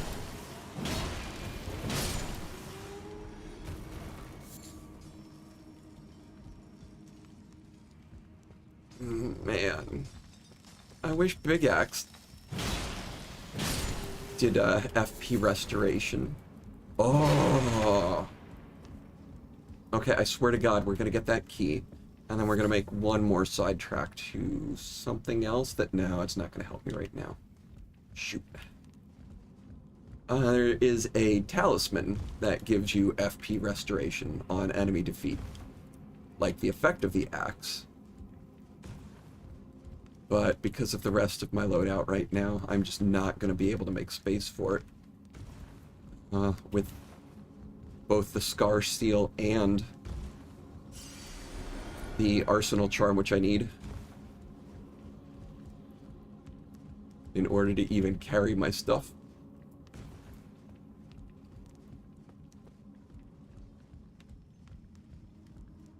Alright. That is a shortcut elevator. We can't use it yet.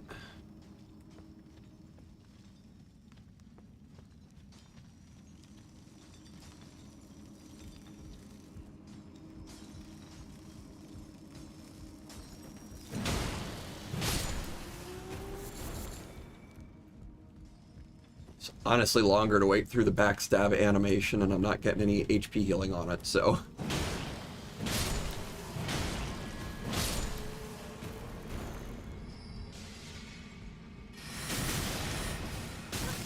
Yeah, I heard that.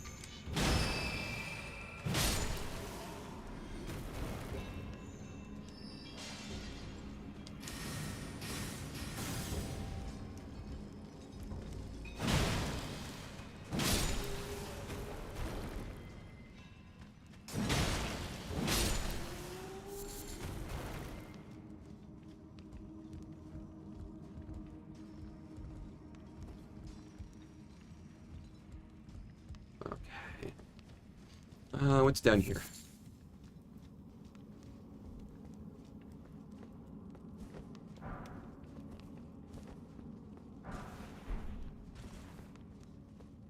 Alright, we're going to want to upgrade some of our weapons after this too. I think we're going to have plenty of material for it.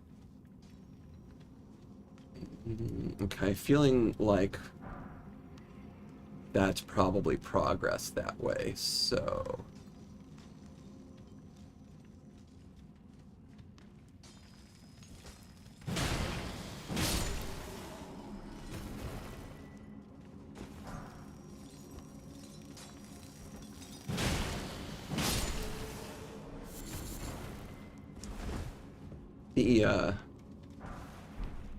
The ore in the wall glows a bit. And it's easy, it might be easier to pick out if you don't have your torch out. Or lifted, at least.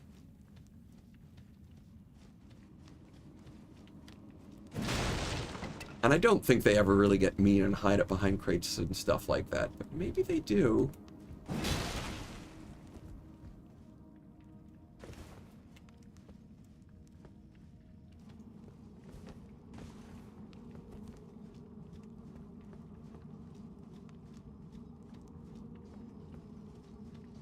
Oh, yes. Okay, here's the secret.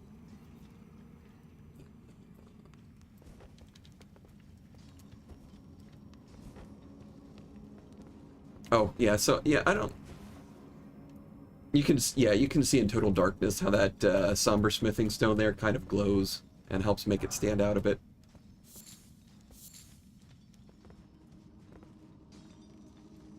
Let's heal up.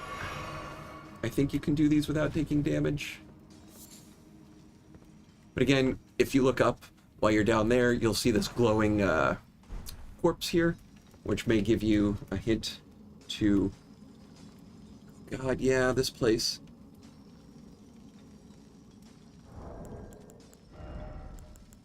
That looks like it's gonna kill you, but I don't think it does.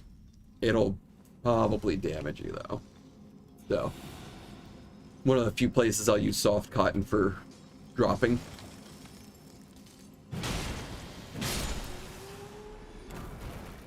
And yeah, see how much that kind of glows there, too. When I don't have my torch out.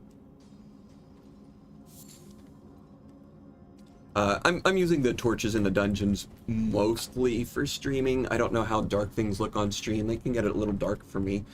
But sometimes I'll choose to run around in the dark. Or use the lantern. You can always use the lantern, too. Oh yeah, this place isn't actually that dark, so let's just use the lantern. And then keep the talisman out. Oh yeah, I like that. Okay. Should have been doing this.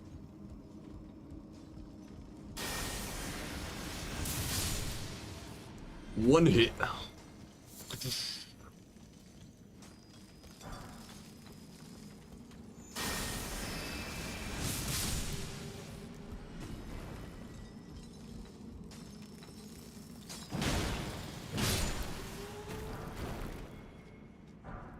That's what I need. I just needed to start chucking lightning, and now I feel good.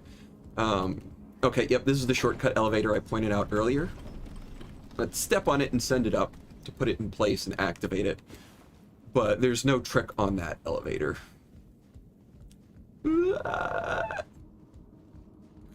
There is one on this one, though. Or at least there was another stone over here. I want it. I'm grabbing everything. I think there was. Like up there on that ledge. I started falling down and I did the secret, but I'm pretty sure there's a stone on that ledge I want. It could even be smithing 3. We gotta grab it. No, that's a candle. That was a candle. That was a candle.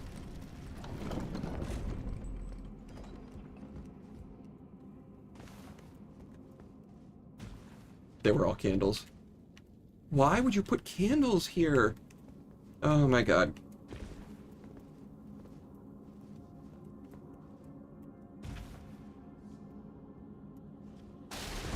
Whatever, sometimes you just gotta explore things to your own satisfaction, you know?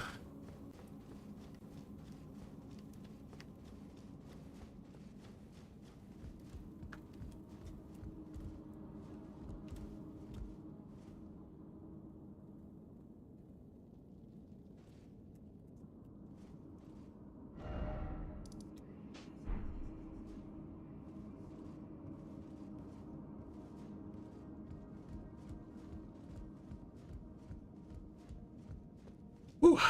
Okay. Stop breathing every time I do that.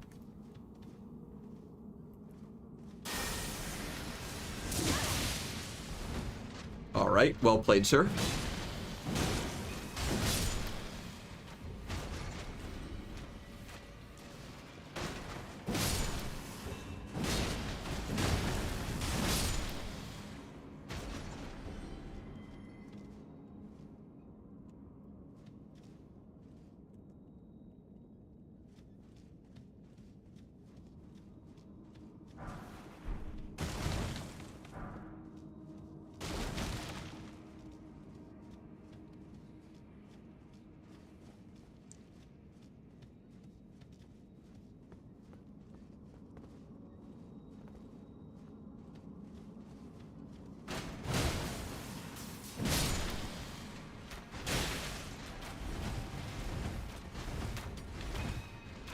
Woo, okay.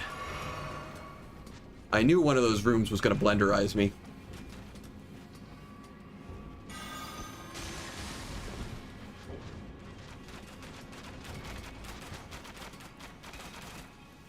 And of course their own arrow flurries don't hurt each other.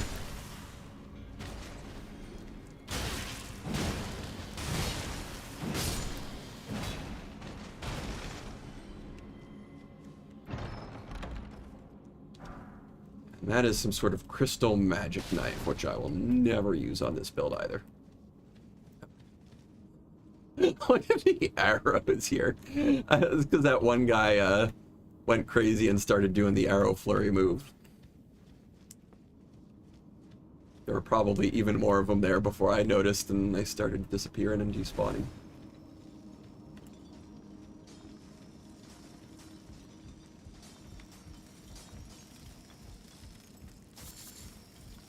Okay. Almost there. That guy's gonna cause trouble.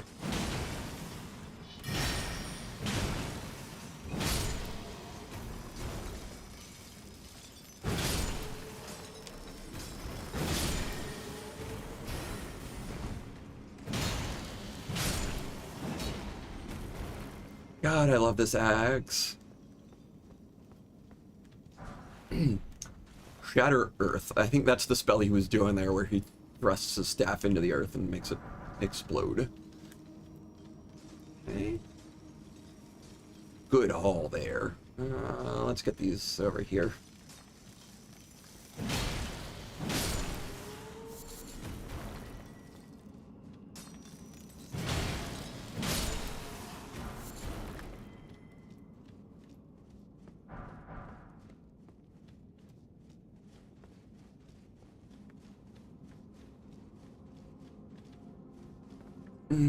Okay.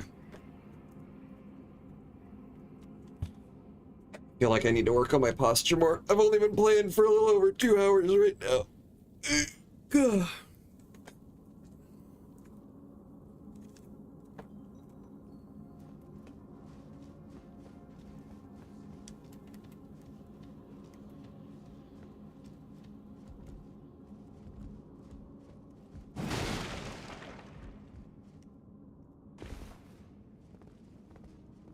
That is one thing that I don't care for as much in this game, is that these feel samey. There will always be a drop down. You can trust me. There will always be a drop down.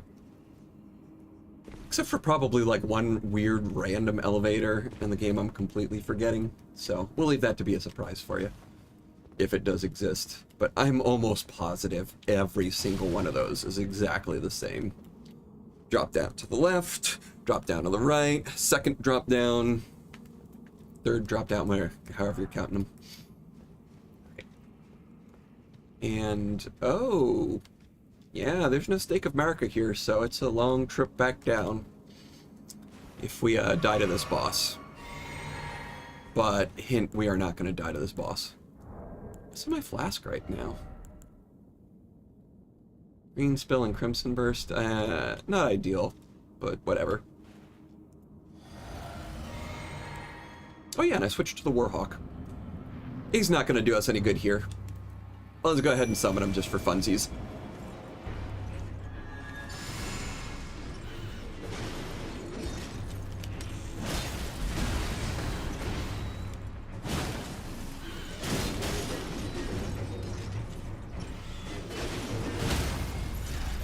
So the trick with these guys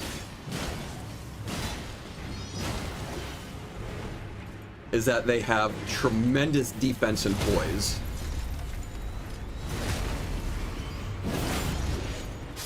Until their first stance break, at which all of that disappears and you can just wreck them. It doesn't matter if you get the critical hit on them or not. You could see the Warhawk kind of broke him out of the critical hit before I could go in for it. But he still started taking massive amounts of damage. And the reason I was so excited to do this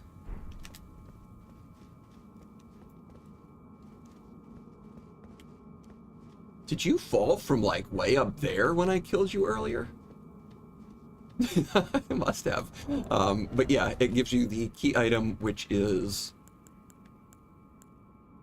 Smithing Stone Miner's Bell, which allows you to buy Smithing Stone 1 and 2 and Glintstone Scrap from the Twin Maiden Husks back at the Round Table Hold. Which is huge. Now you don't have to farm those things.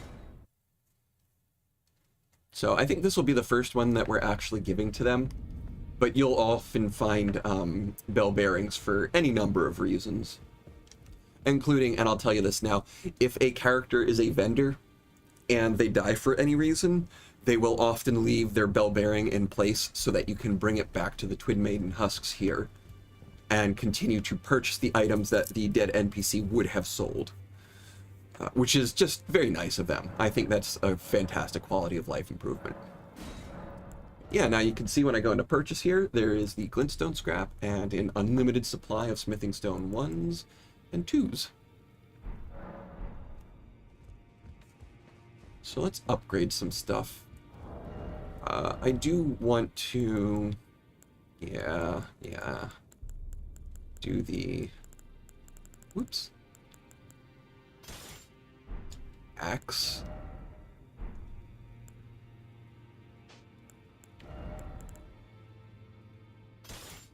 Great shield. And then I didn't have enough weight to equip even a torch, did I? No. Yeah, okay. I like this, though. This feels pretty paladin-y to me. I think we're gonna roll with it for a while. Dialos, do you have things to say about stuff that has happened to you? You again, is it? The recusants sent a lackey. Can you believe they invited me to join them? Now, after what they did? I can scarcely believe it myself. Did they think me a fool? You might be surprised to learn I took them up on the offer. Then I only had to ask. The location of the recusant hideout. It's on Mount Gelmir, found off the old road that leads west from the town of Windmills. That's where they hide. The manor on the peak. Just you wait, wretched recusants. You'll rue the day you insulted my name by laying hands on Lanya. The tale of House Hoslow is told in blood, after all.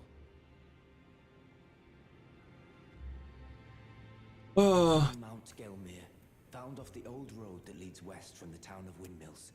That's where they hide. The manor on the peak. Just you wait, wretched recusants. The tale of House Hoslow is told in blood, after all. It's on Mount. That's where they hide. Just you wait. The tale of Jalos, I appreciate your spirit, but that does sound a bit like a fool. Fool's errand. Okay. Man, there's just so much to do, so many NPCs to talk to. Let's upgrade our gear and keep things moving along. Where have you been hiding? I took you for no matter. Lay out your arm. Yeah, okay. Let's keep going with the heavy sacrificial axe. I think that's gonna be the main weapon. Oh, and we've already got some Smithing Stone 4. Look at that. So juicy. Clawmark Seal. Definitely want to start getting that up as well. Incantation scaling up to 144. Nice, nice.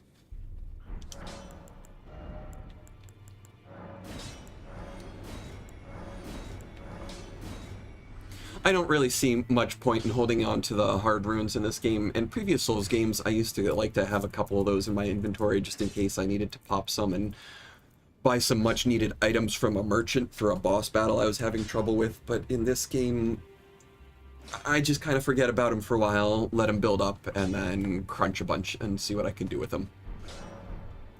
Can we get another level off this?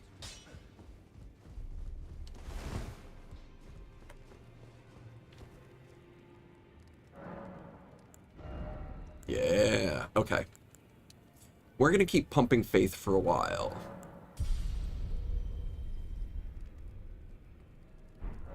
Yeah, and intelligence, we will work on it when we need to. So we saw Rajir's death. Does he have anything to say about that? Always good to see you safe. So, what do you need? Yeah, about the corpse under Stormveil. Shapen corpse under Stormveil. That is a sacred relic of the Black Knives plot, as that famed night of assassination is known. It happened during the golden age of the Erd Tree, long before the shattering of the Elden Ring.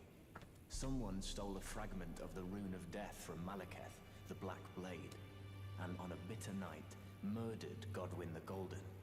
That was the first recorded death of a demigod in all history, and it became the catalyst. Soon, the Elden Ring was smashed, and thus sprang forth the war known as the Shattering. I once wished to become a scholar, you see. I've spent many an hour scouring the archives for knowledge of that fateful plot. The world has grown crooked, and if you intend to put it to rights, you'd better understand what happened to make it this way. And that thing is to blame for the shape I'm in now. I urge the utmost caution. Don't disturb the corpse more than necessary.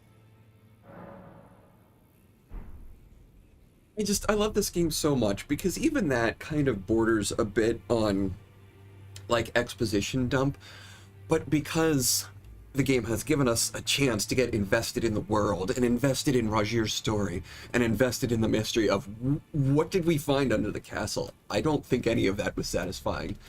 And now I'm curious, like Rajir is, what's going on?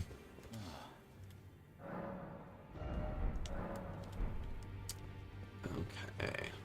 You know who we haven't talked to in a while? Svea. I am pleased to see you again. Would you like me to hold you once more? Yeah, give me huggies. Come closer.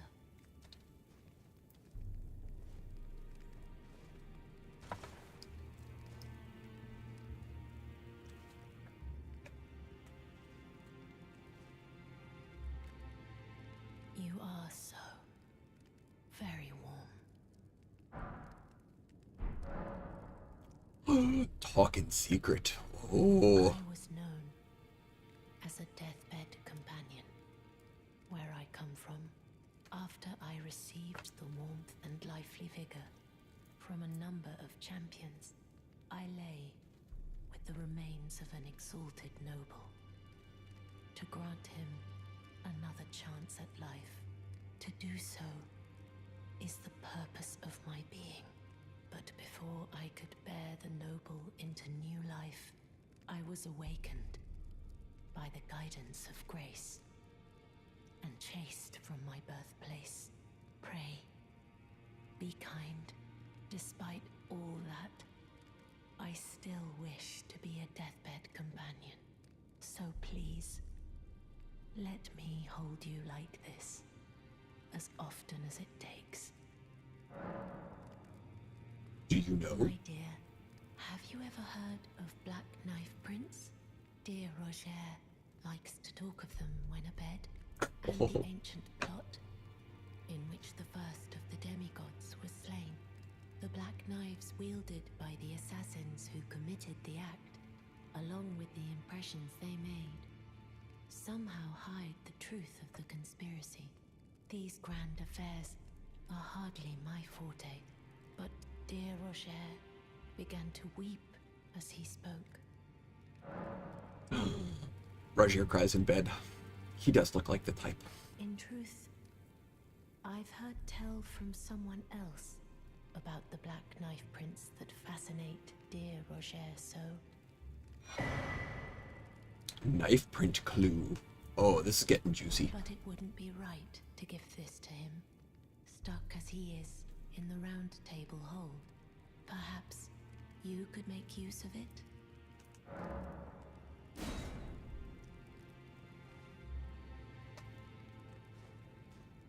So I think those two events were supposed to be separate, but it's nice that it let me do one after the other, without having to need to go through the whole animation over and over again. I would talk to Fia more, but man, I don't actually like the Huggies all that much, and I'm sorry, I'll leave the room first. She can't see me. My vigor still isn't high, and I'm wearing that scar seal, so... I am probably making this game quite a bit harder on myself than I need to if you're watching me play. I'm able to make up for it with a decent amount of skill at this point, but I am running low, running around in a precarious state with low health, just because I hate putting points in vigor. I do recommend it, though. If you're struggling, just put more points in vigor. And don't use the scar seals, tempting as they may be. Yeah, Roger doesn't have anything to say. Oh, yeah, okay. Well, I'm here. Okay, I just gotta not use the table when I'm near him. Let's go ahead and sort chests.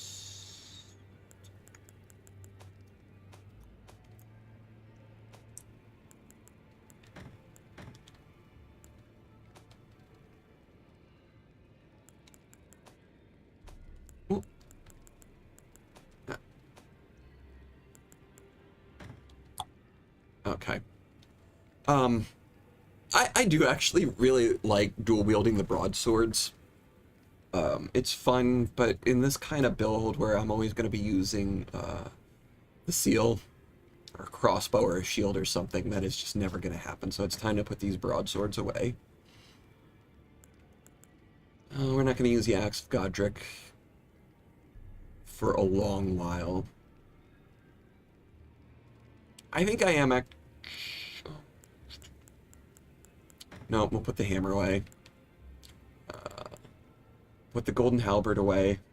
I could be using that too. But again, the halberd moveset is a little boring to me. And the golden vow being the ash is also kind of boring. That is a tremendously good weapon though, especially if you have the build for it like this. So I may go back to that later on in the game. Never ended up touching the whip. Winged scythe. No. Okay, let's take the ashes off of both of those before we put them away.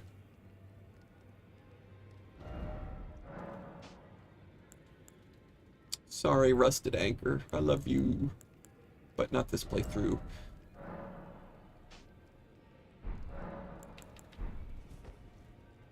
Oops.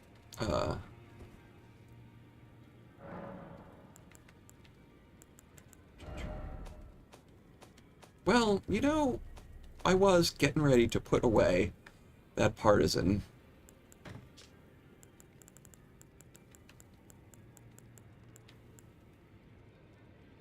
Also have the pike and the spear.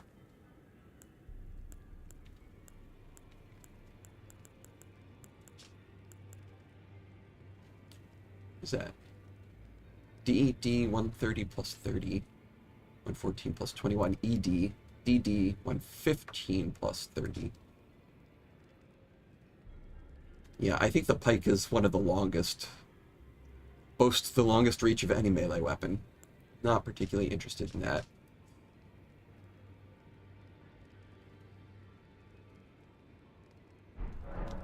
Okay, no, I think I do actually. The partisan can do a sweeping attack.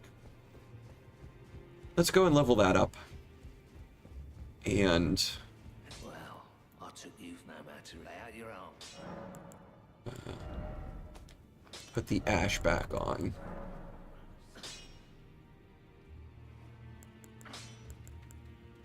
I think I will leave that one on sacred, though. Yeah.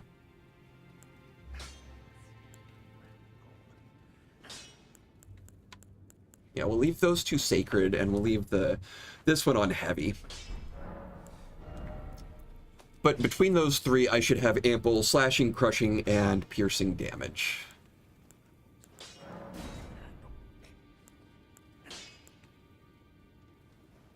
I mean, okay, no.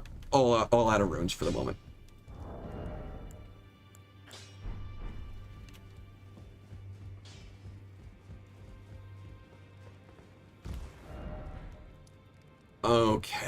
Remember when I wanted a key?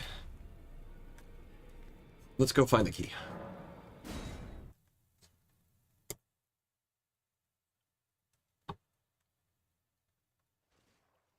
Oh, but let's also, real quick, take a look at that map, too. A simple map given by Fia, a clue to the whereabouts of a black knife print. So there's some sort of valley going up and leading to what looks like a catacombs icon, next to a tower rise icon and a minor Erd tree. And I think this one is usually pretty easy to pinpoint, but right over there, you can see the minor Erd tree. You can see the tower, which doesn't have the map icon on it yet because we didn't get over there. And you can see that pretty obvious path leading up to some gravestones sticking out of the wall even. There's nothing indicating it's there, but what do you think will be there when we get over there and take a look? But for now, let's head over to that beacon that I placed.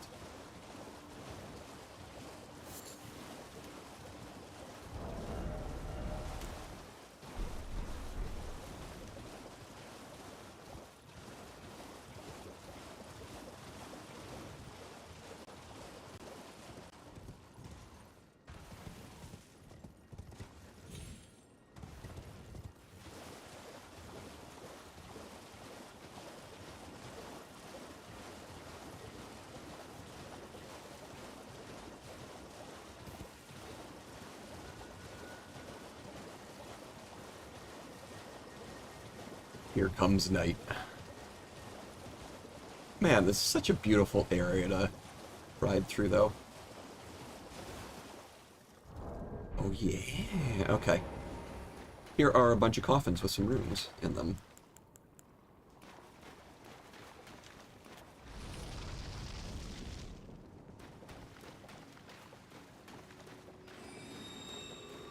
No, don't do it.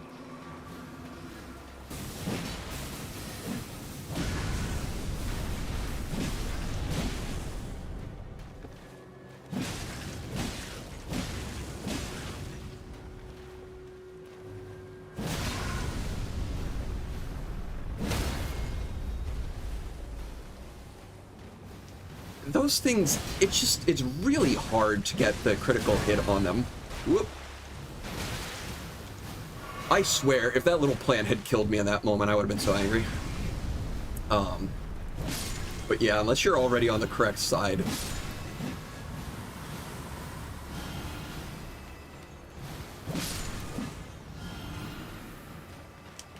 They'll usually drop for their opening and get up before you can even get around to the correct side.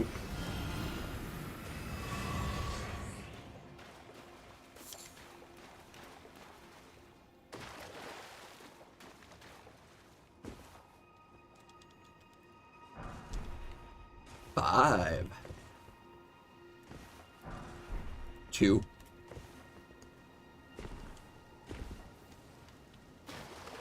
No. 3. Okay. 2.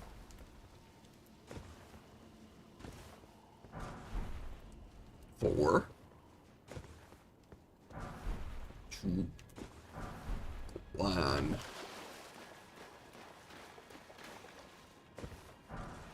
1. 4. What?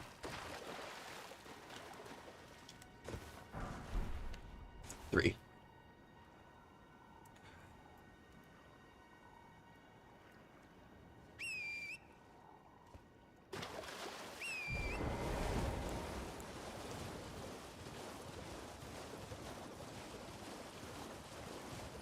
And these little houses actually have a bunch of smithing stones in them.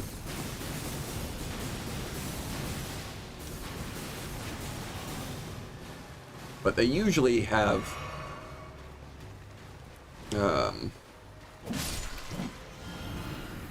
yeah, some nasty surprises.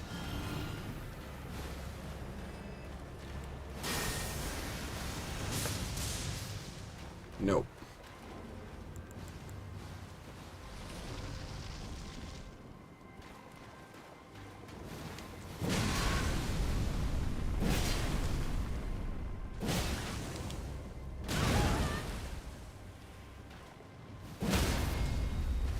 Come on.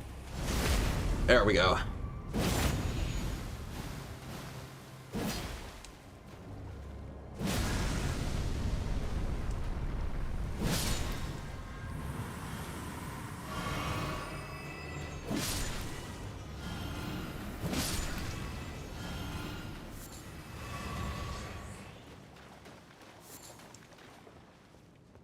And all of that just so I can remember to mark it with a house icon. You know, these are all worth exploring because you can get the smithing stones on them, but I get so frustrated as I spend more time in this area trying to remember which ones are worth running out of my way to check and which ones I already got. So I just use markers on them until I clear them out. A temple quarter.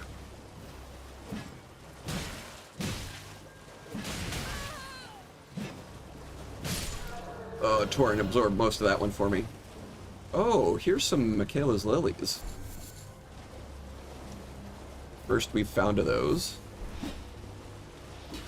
But those are...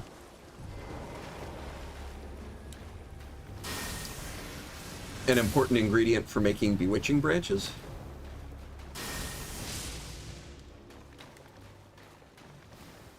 Alright, well if everybody's just gonna get bored and leave me alone, then fine. This is the Ice Rind Hatchet, which I think is pretty good because it has the Frost Stomp ability on it, but I cannot use it because it takes dexterity. Weird. And then there might be something else up here? No, I think the hatchet is really all we care about getting in these rooms. But definitely do pick up those Michaela's lilies as well.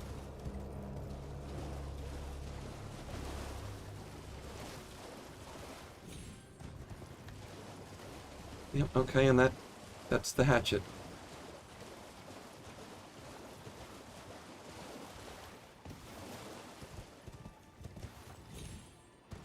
And with the hatchet...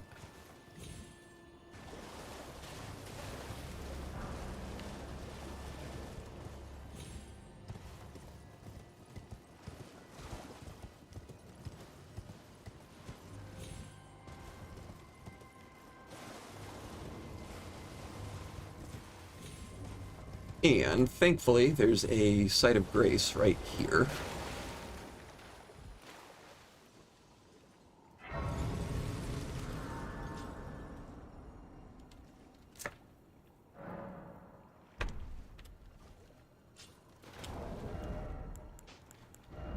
We are gonna put on Big Axe for this again.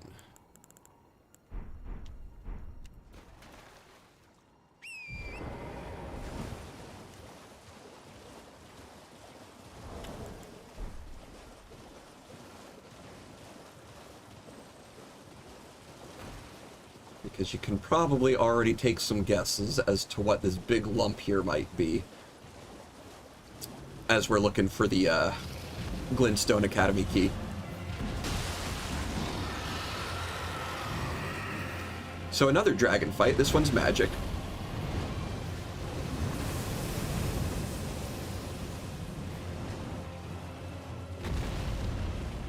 And has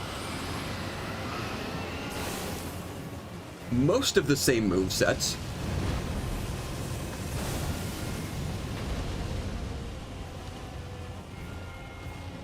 With a few new ones, and some of them magic flavored.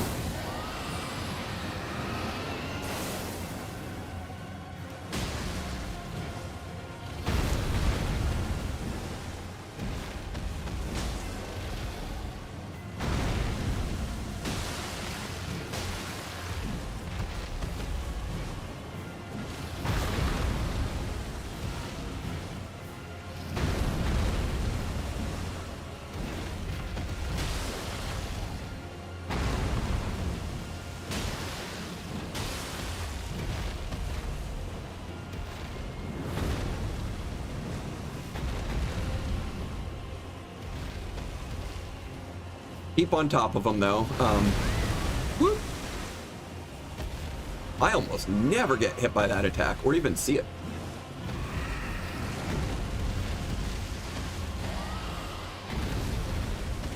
Snaps will sometimes be both directions.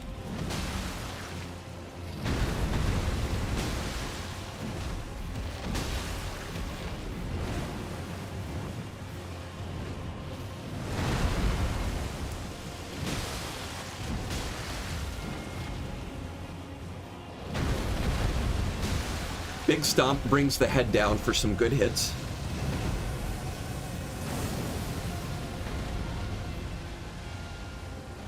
That fire at the feet attack is still dangerous. Watch out for that.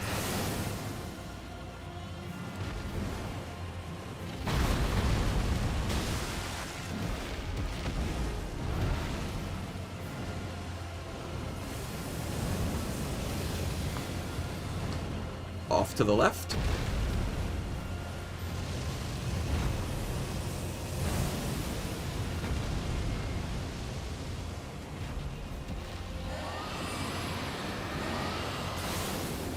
The angle on that doesn't seem to be able to go behind, so if, as long as you're close.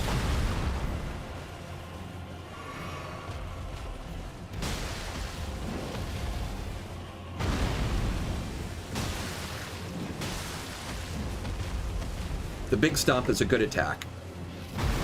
We like that one.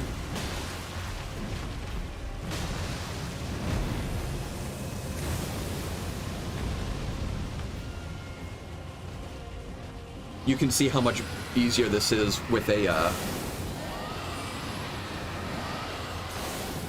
weapon that reaches the head better, like the big axe, as opposed to, I think, the first one that I fought with the war pick. Unpleasant.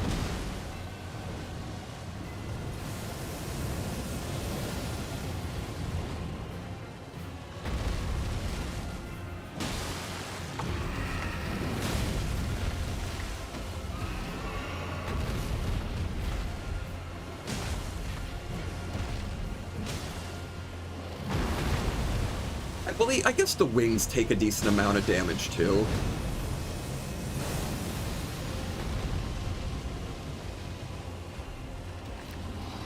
But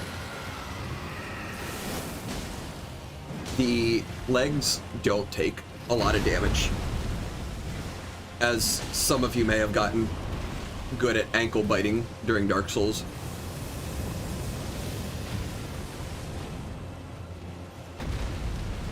But the head takes a lot of damage, and I find having it targeted makes it easier to just track a lot of the attacks it's doing. There we go. Great enemy filled.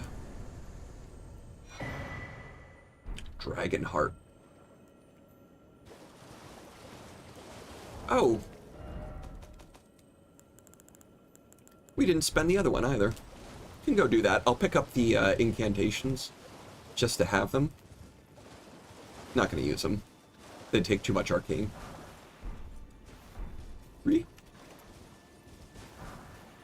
Dragon Wound Grease, which does kind of exactly what you'd think. Grease you can apply to your weapon that does extra damage to dragons. Could have taken the Sacred Enchantment off of my Great Axe, picked that up, and tried to use it during the fight, but eh. And there's our Academy Glintstone key.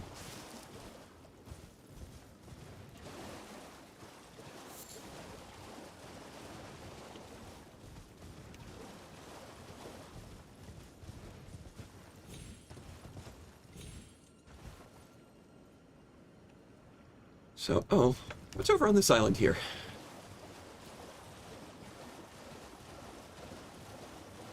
Oh, okay.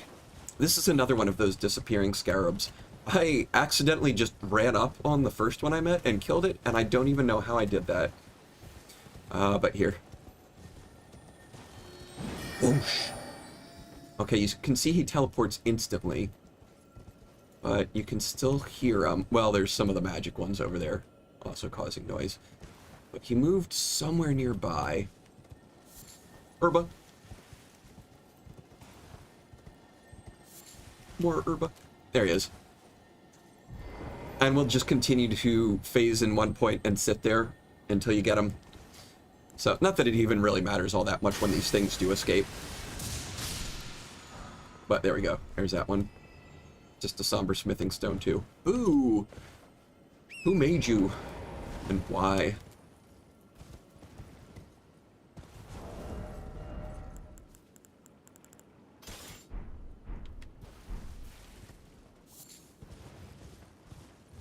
Oh, still so many things to do in a new area. Overloaded. Like, where do I even go?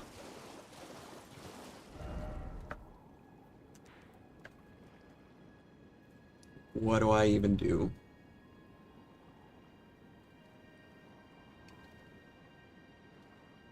I mean, I could start back here and clear things up. I could just do Raya Lucaria at this point.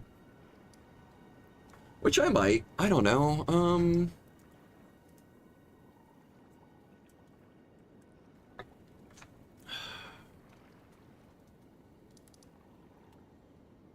How are we feeling about stuff?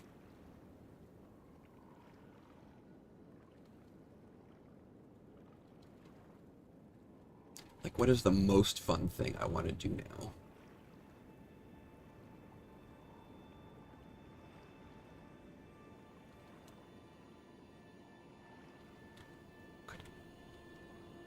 Could explore down this way and connect those, although I think the last map fragment is up here in the mist somewhere.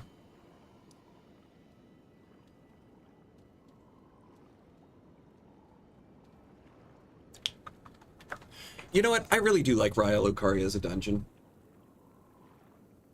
Let's just do it. It doesn't matter. Let's just do it. Let me go back to the round table hold real quick.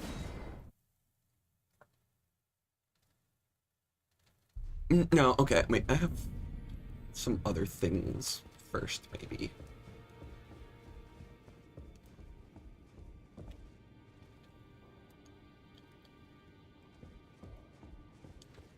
Nothing new in there. Corin. Let's level up. I had enough for a level up. Okay, keep doing faith.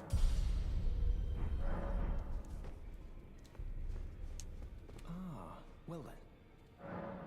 May the golden orb.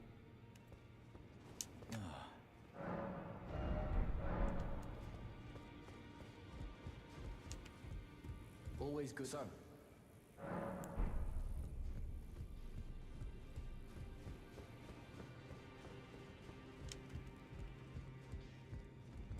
Rodriga, Hugh, yeah. Oh, I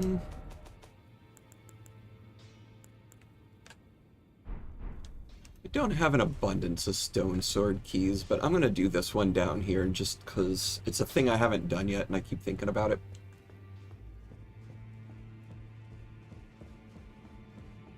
I can use stone sword key here to open this door. And then it gets you a chest here,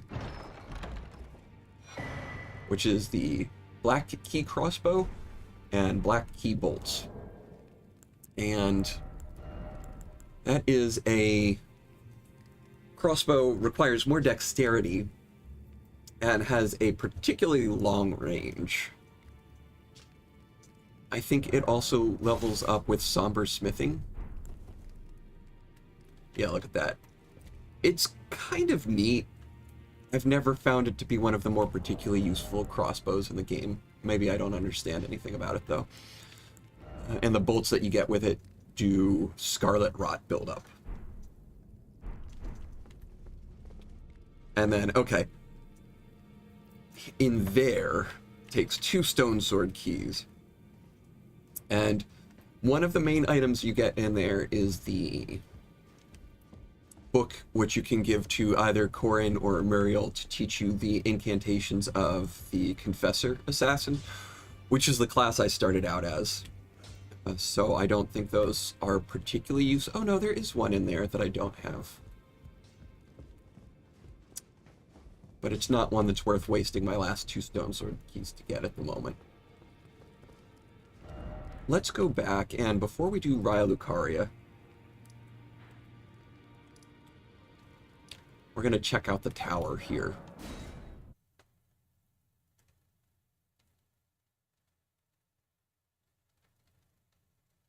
Maybe,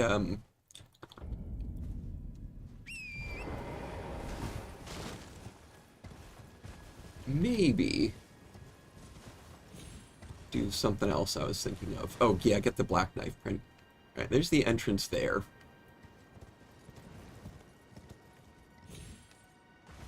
What's the best way to get down there, then?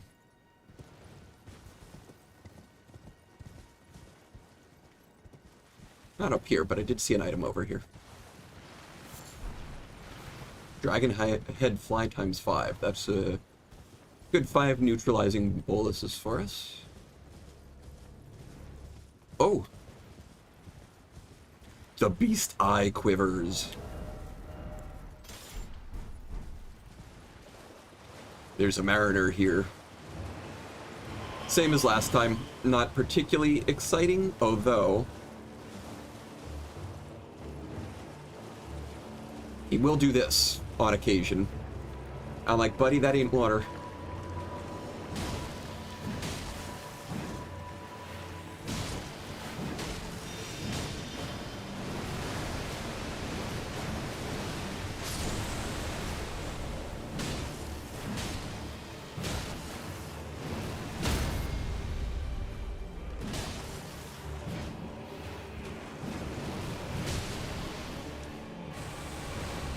Doesn't stop him from doing his splashy attacks, though.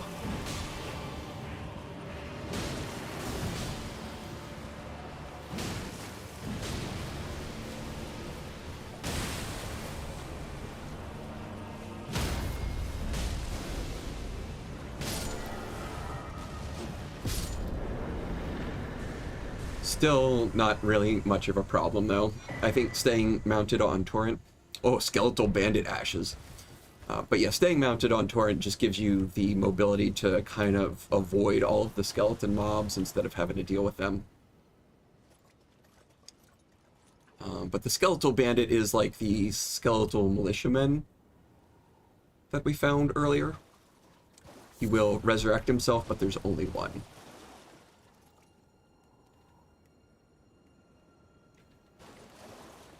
Weird little swamp graveyard. Disturbing. Where? Oh.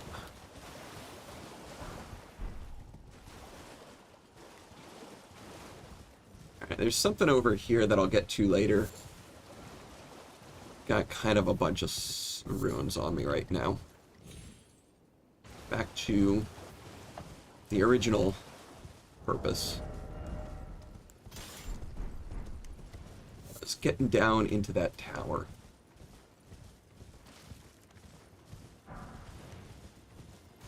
It's just a mushroom. I think we can come down this way.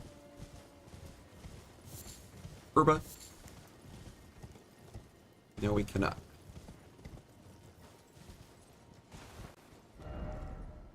I really don't have a better... Okay. It's fine.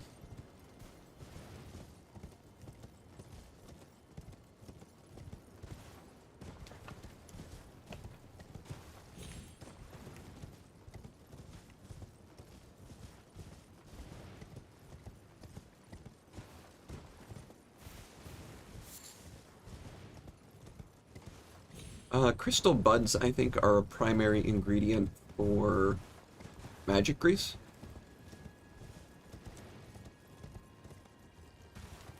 I may make a handful of the different greases just to have them available. Man, I should have gone to that grace if I knew I was going to be going all the way down around.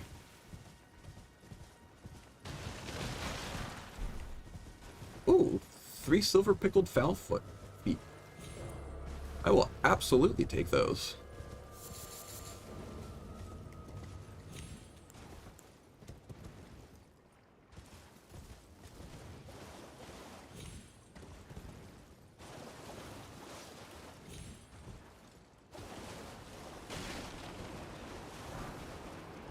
Land squirt ashes. Nice.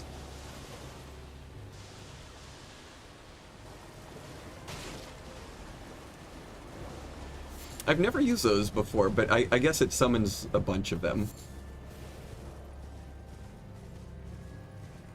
And they could be useful for poisoning or just distracting.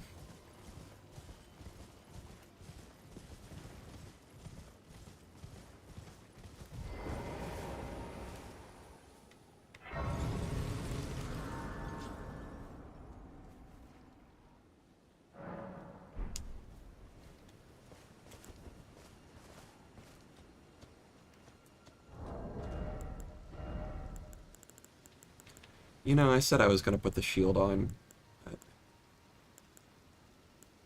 I'm still just not a huge shield user. I think I'd rather have the crossbow for now.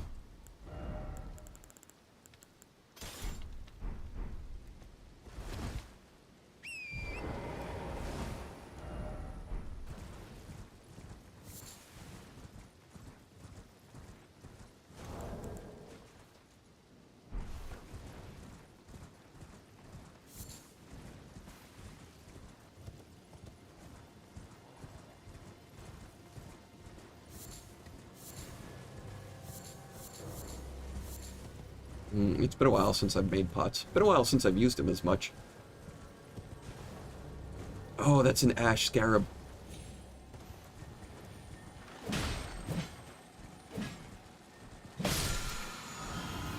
No, just smithing stone. Boo. I don't really have any somber weapons I've gotten attached to yet. But yet you can see, too, because somber weapons only take one each. I'm just absolutely loaded with stones. Herb.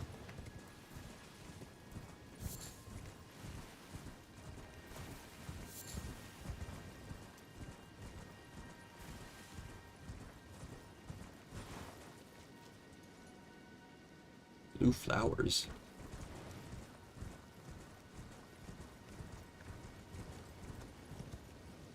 And then this is just kind of a point of interest. But when the game first released, the map was actually incorrect, and it showed this path continuing down over here. Which led me, and I think a lot of other people, to be confused, because as you can see, there's a giant chasm preventing you from getting over there. But it looks like there's interesting stuff down there, like under the bridge. There's a house, and you can see it on the map, too. It looks like there's a little village. So how do you get there?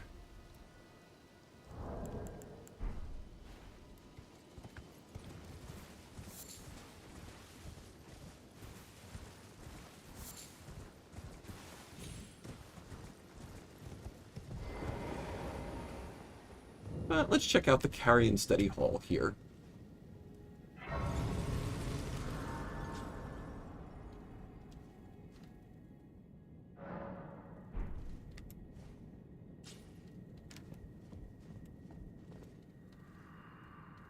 O celestial globe, transmit to posterity the wisdom of the moon and stars, and obscure forever the transgressions of the princess.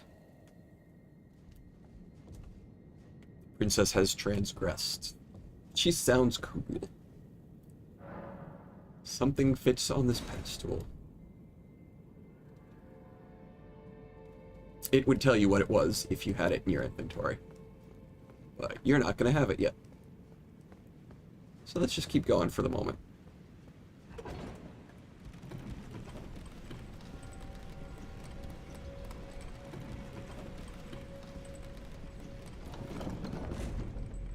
And for you veteran Souls players, that looked like a secret.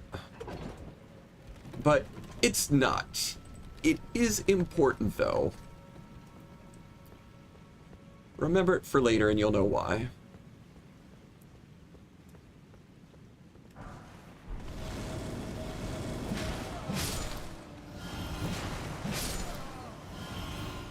We're going to have a lot of these materializing magic ghosts in here. Thankfully, most of them are nobles who are easy to dispatch, but they will get in your way.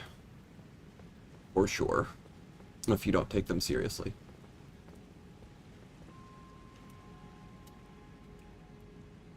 Yeah, see, like that window, it would just lead you to out to jump in that giant pool area there.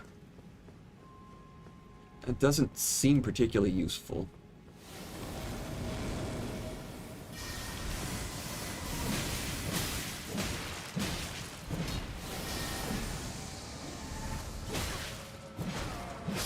So, that is our friend, can't remember their name.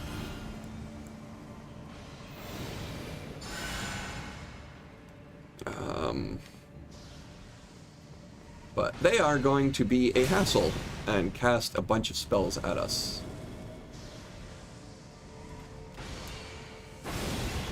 While running away and summoning ghosts. So... I only got one of these. Let's make it last.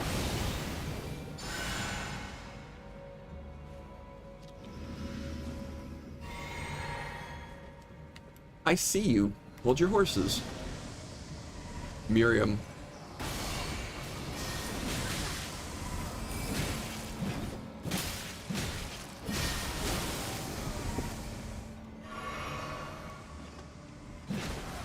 Uh-huh. So yeah, you can see how these guys...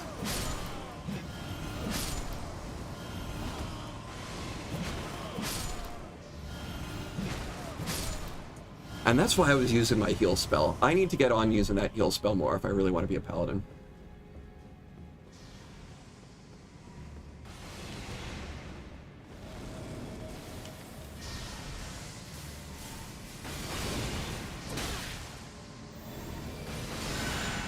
Oops.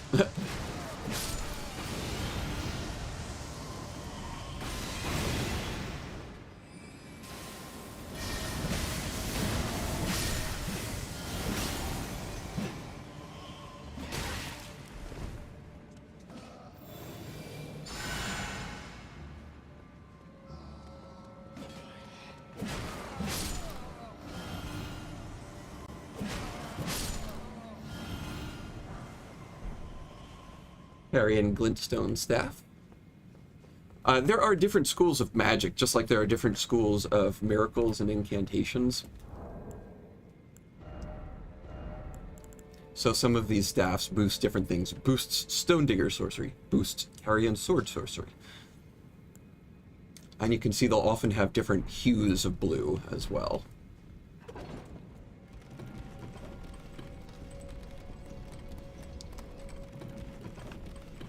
Doing a sorcery playthrough is a whole other thing. But can be very interesting and worth your while.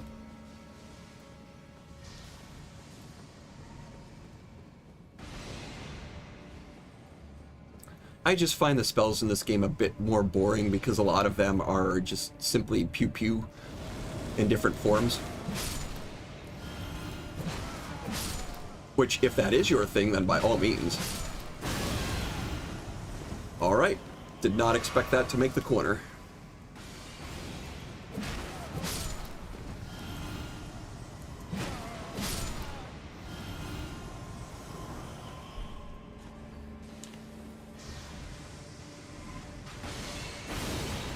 Frick. I should have saved the spell liver for here.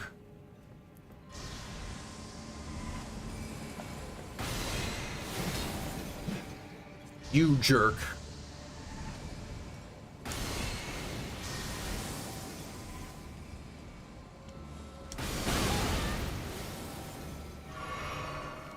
Seriously, what are you supposed to do here?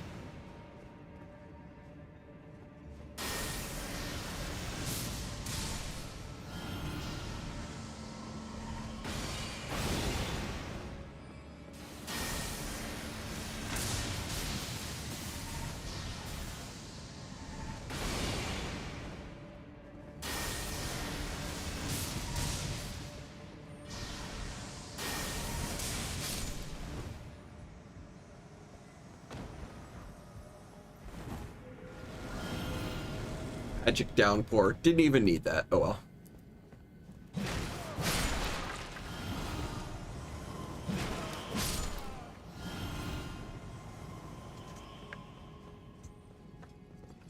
But that just goes to kind of show a larger point too, in that if something's not working for you, mix up your tactics. There are so many tools that Elden Ring gives you at your disposal, including all of the different items too. Oh god, okay. We are gonna put on a shield for this part.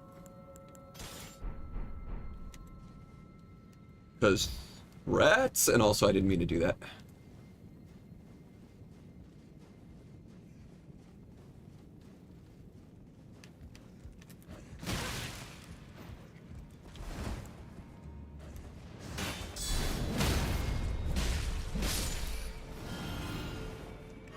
And even that was close. I didn't realize I didn't actually have the shield out yet.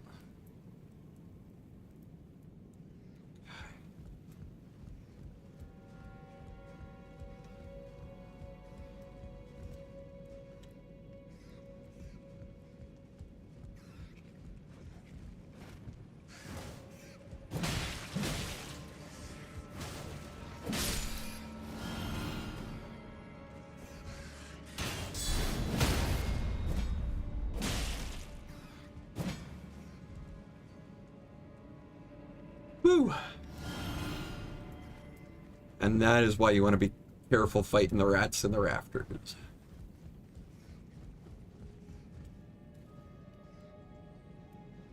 I think there's one more thing up here that's worth picking up. Up that ladder.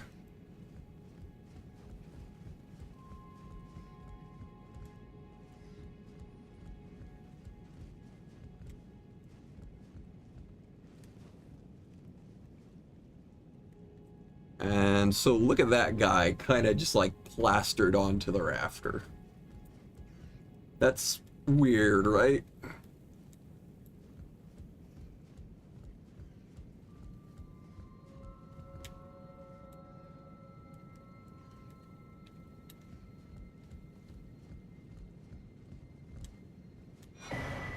Oh yeah, Cerulean Seed Talisman.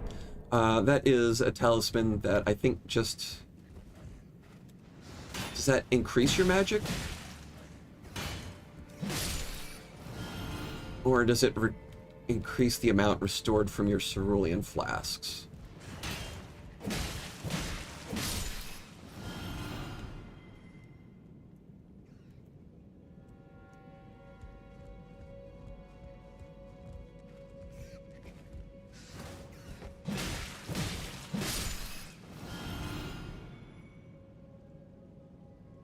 Yeah, there's some sort of device there with a button in the center. And a stairway that looks like it goes up.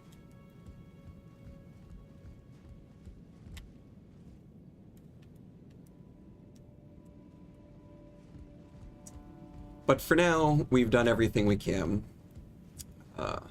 We defeated Miriam. And you can drop onto those chandeliers, but there's no items on them or anything. So for now, this place remains a mystery.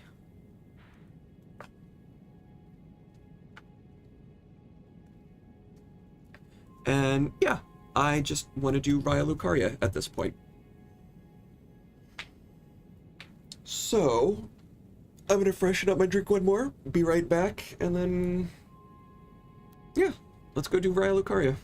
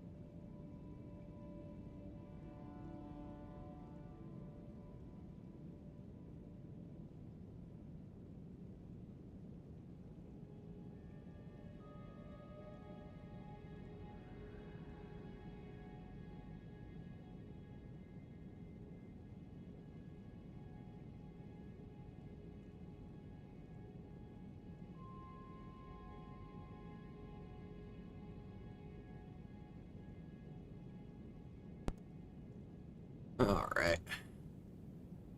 Mango Loco. Monster juice. A little bit disappointed. I thought this was the fruit punch flavor. I don't think I like this one as much. Oh no, it's fine. Alright, so, to be clear, there's not necessarily a correct time to do Raya Lucaria. You saw, it's actually pretty easy to just stumble onto the portal in Laskyar Ruins, which will take you here, which will give you the map, which you can grab the key without even fighting the dragon, and then head right over there. So you can do it fairly early on. It's really just a question of, are you ready for it? So give it a try, and if you can take it on, go for it. There's no reason to save it until the very end of the area, or anything else like that. Oh! Let's go and offer it to Tops first, though. I just want to see what he says.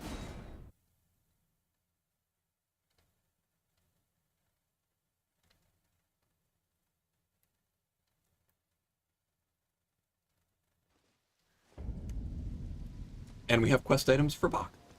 Bok the seamster, at your service, master. Ready to make adjustments to your garments. Oh, I guess he's just going to do that. I don't actually need to give the item to him. I could remove the green cape on the armor, so it was just the red hood. Well, let's give it a try. Let's actually use Bach. You can see it does actually change the stats of the armor a tiny bit by making it, an entire weight less. And also reducing physical by like 0.4, strike by 0.4, yeah, all of them.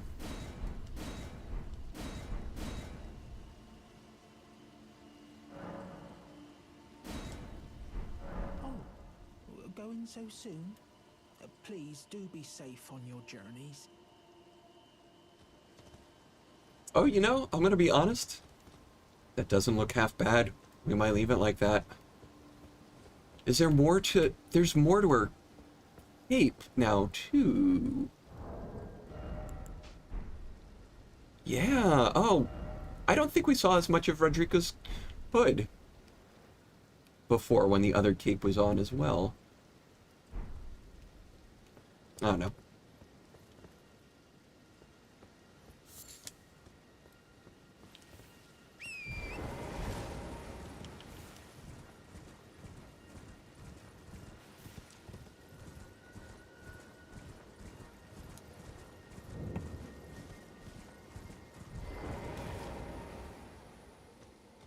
Yeah, I don't know, Tops. I don't want to go in there. Seems dangerous. You want to kill the shard bear? Back to learn another? Wonderful. You're most welcome to any of my anemic little spells. Oh, give the Academy Glintstone key. Okay, what does he say? You found yourself a glintstone key, but I certainly can't take it from you. That key belongs to you. By rights, you should use it for yourself. Aw. It's true. I wish to return to my place of study, but that's no excuse to impose upon others.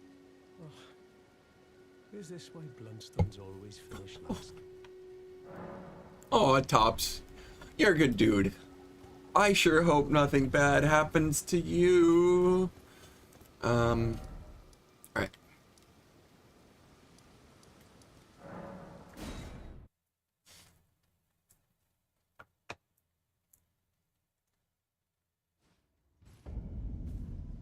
How long we've been going for? 3:13? Okay.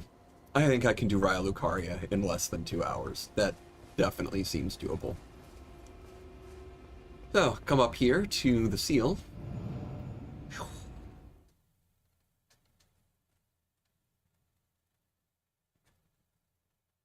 And this is quite honestly, I think, one of my favorite secrets that From has ever done. Because the number of people that you can tell play video games and just kind of accept this as face value. Here we are in Raya Lucaria. Yep, that's it. At the entrance. And there's the seal we came through. And if I had done a bit more exploring, I could have showed you the north gate, which would have had a similar seal that spits you out here.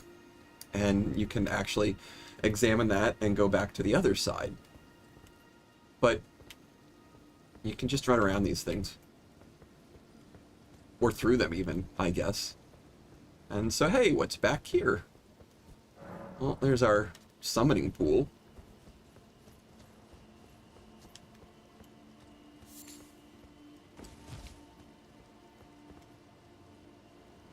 Uh-oh, am I missing something? Nope, there it is. Okay.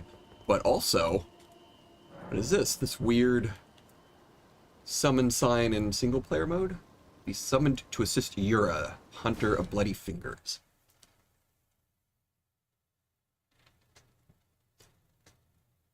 Yura helped us with a bloody finger before. He sure doesn't seem to like those guys.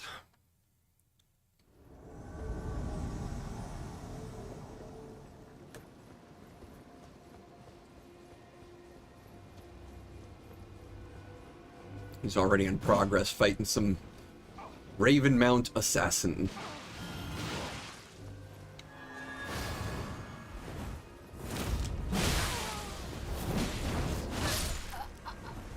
Whoa!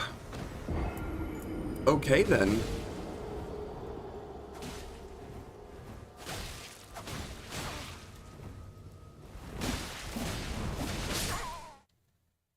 Yeah, that is a nasty move.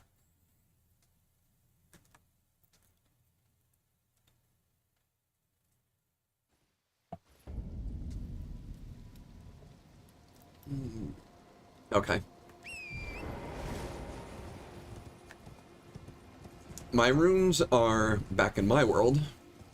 I can pick them up here. And I'm just gonna leave a little banner icon there. There's no burning need to do that right this instant, and I got trashed pretty hard. So let's get some more vigor before we try that again. But there's also a golden seed down here at the end.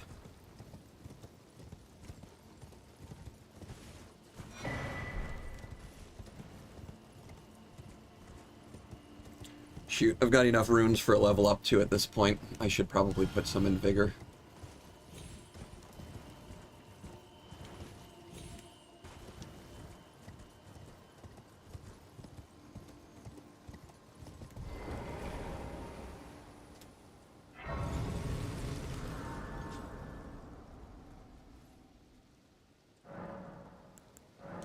Oh, it's taken 3 golden seeds to up my flask now, but I got it.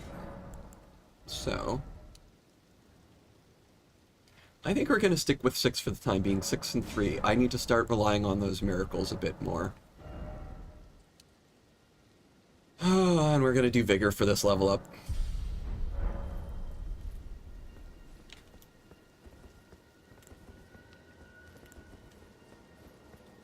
And, of course, you can also do the same this way.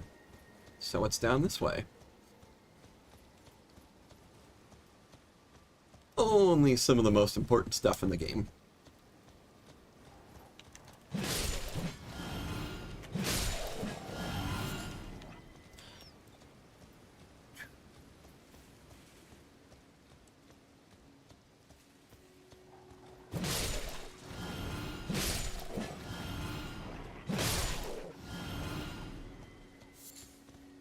Okay, I do feel pretty good about...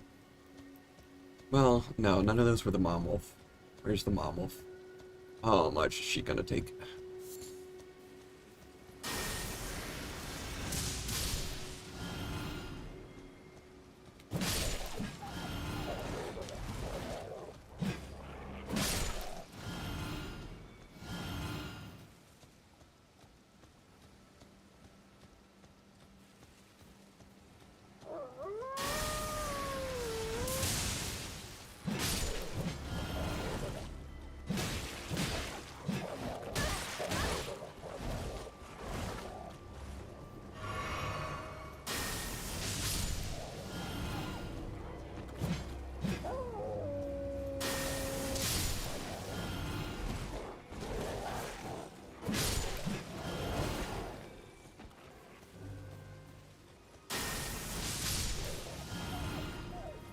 There we go.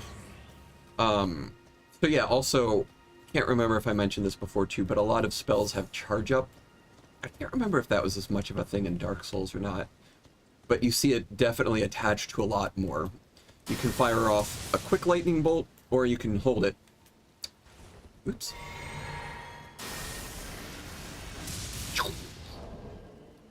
I think they both take the same amount of FP. It's just the whole time. Let's put our soft cotton back on.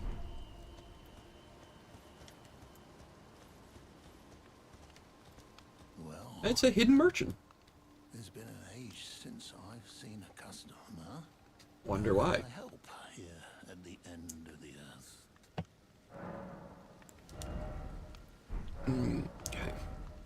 Okay. So he sells the Fanged Imp Ashes, which were a starting gift. And if you took the starting gift, these guys will still be here, but the inventory will be set to 0. I'm kind of almost implying that you took this one. Anyway. So yeah, that's all of the starting gifts kind of come from the world like that, as it were.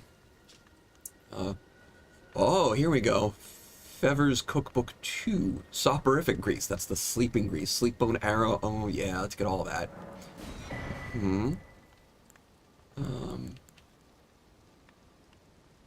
A note sold by a nomadic merchant contains information about the Preceptor's secret. This one here, this is so important. So if you haven't played the game before, these are definitely worth buying. Oh yeah, I think this is the one that tells you revenants are weak to heal. That's why I would know that, but I don't normally look things up online. That just tells you about the Frenzied Flame Village, which I feel like you would have probably seen if you just explored Limgrave already. But whatever, that'll point you over there and kind of indicate that it might be important in some greater way. And this one here, it says something about the Preceptor's secret basement nearby his tower. So I'll bring that up again when it becomes important, but I'm not going to waste 1,200 runes when I already know what it's talking about. Have a safe journey. Oh, and yeah, I guess I should have finished talking about it. Yeah, those are the item invasions. We'll buy those another time. Those are for crafting sleep items, which he sold us the recipe for. Eye of Yellow, Stone Sword Keys. Those are sleep arrows, and these are magic bolts, the meteor bolt. So most bolts will have a craftable version, like the magic bone bolts that you can make out of, I don't know, glintstone flies and small animal bones, or the meteor bolts, which are the more formal magic bolts and do more damage. These are 25 physical, 80 magic, and I guess like the magic bone bolts are only 15 physical and 65 magic or something like that. Have a safe. I think he's the only one that sells them though, so if you want to stock up on those, he has an unlimited supply.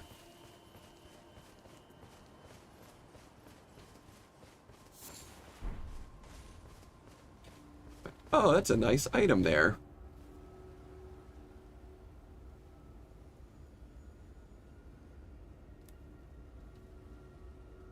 Okay. This guy can get kind of dicey too. He's the one that Blythe helped us fight before, but we're gonna have to take this one out on our own.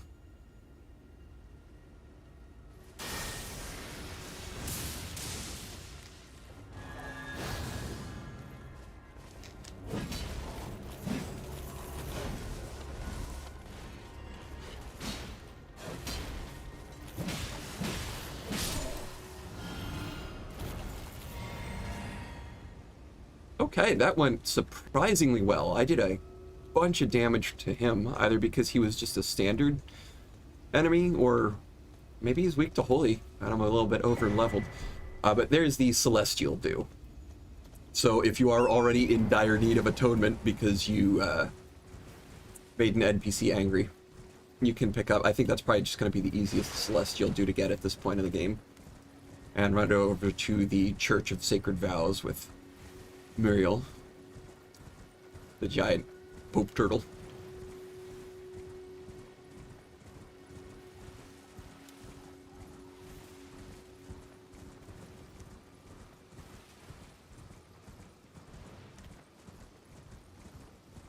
So yeah, I love that. The number of people I've seen do Let's Plays of this that just take it for granted that this is some sort of invisible wall or barrier that just run right past Yura's storyline and another one.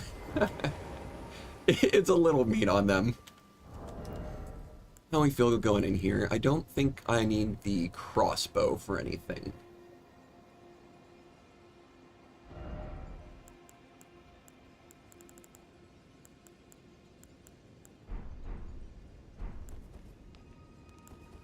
Yeah, I like this loadout for the time being. Let's go.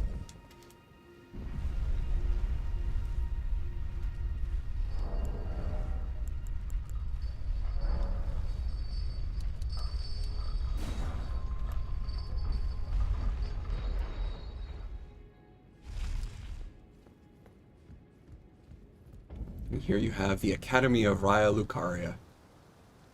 Yet another absolutely fantastic legacy dungeon. I love this place so much. There's so much going on here. It's dense, it's fun to explore. It's magic-y. Look at these gargoyles.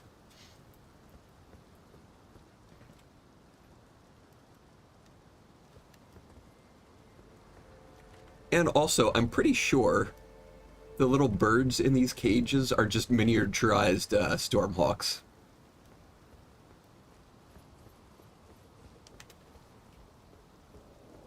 Baby? Oh, look at you! Oh. No, come here. Don't stop phasing.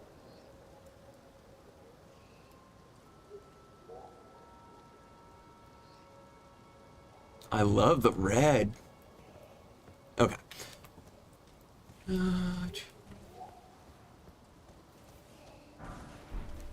There's some magic priest for us, but probably not going to want to use it here since everything will likely be magic resistant.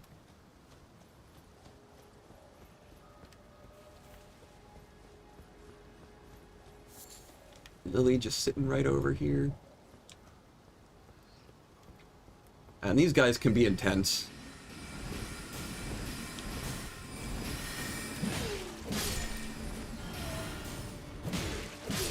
I can't believe I got through that without a hit. You're just going to have to run up on them. Or maybe this is a good time to find a shield with good magic resistance too.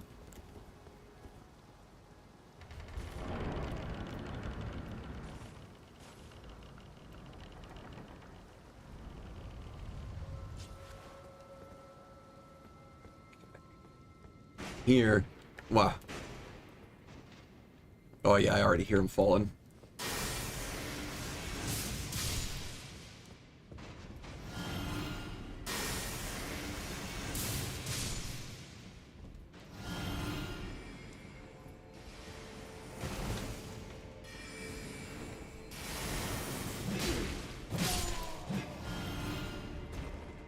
A lot of the mages, your best bet is to just kind of fearlessly run at him.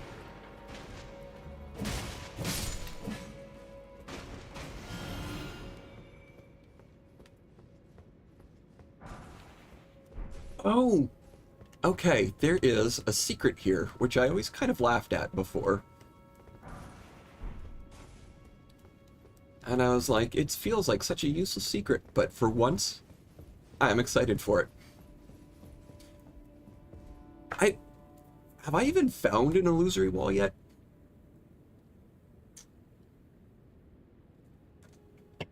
They are in this game, but I don't think there's a single illusory wall in Limgrave. They are here, though. And Raya Lucaria will have a couple. But this one just has a rune arc in it. And you can find this place yourself by looking around from higher vantage points and seeing the item down here and kind of intuiting from your map where it might be. All of that just for a rune arc. But I don't actually have any yet. So that's my first one. Crunch. And you can see how, like, my health, all my bars went up, and now the icon next to my name where I equipped Godric's Great Rune is glowing as well. And all of my stats are bonkers. We've got 27 vigor now, 35 strength. Is that enough that we can start? It is. Oh my god, we can start equipping our one more point of strength, and I can equip the Gilded Great Shield, which has 69 guard boost. Nice. Maybe next level up we put one more point in strength for that.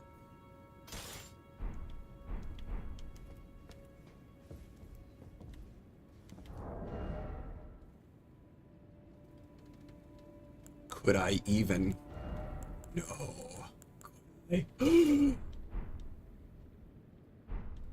Oh man.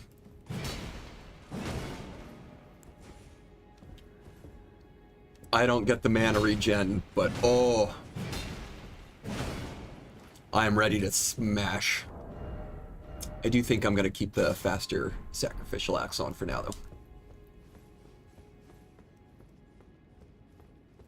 Now the options are really unlocking. Now I'm starting to really have fun with this build.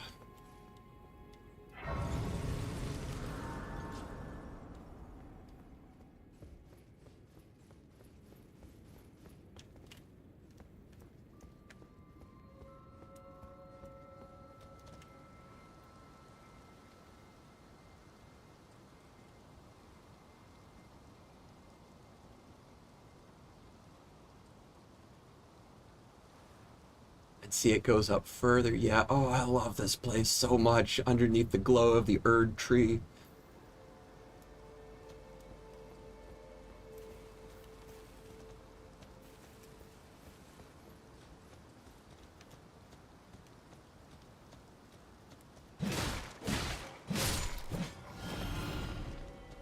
Watch these zombies here. They are nasty.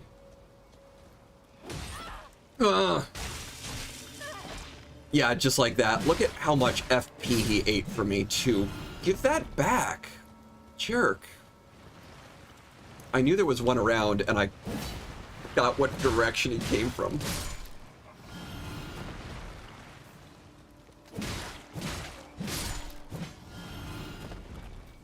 And admittedly, that's part of why I was leaving the sacrificial axe on for now, is because I knew that was going to happen. Grace Mimic. I have never once ever used a Grace Mimic. What are you going to do? No, that's the Memory of Grace. That's the dark sign. Don't use that. Grace Mimic. A fetish indicating the guidance of grace. Similar to grace, this fetish draws rays guiding the way, only without any sense of order. Useful as a last resort for those who have lost their way, or for use by those who believe that unrefined guidance will lead to truer encounters.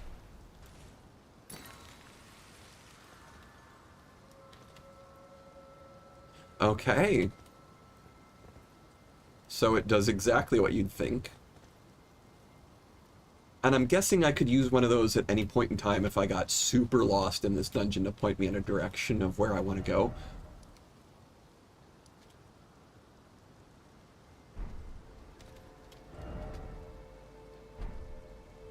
Okay, but it's not actually showing me on the map.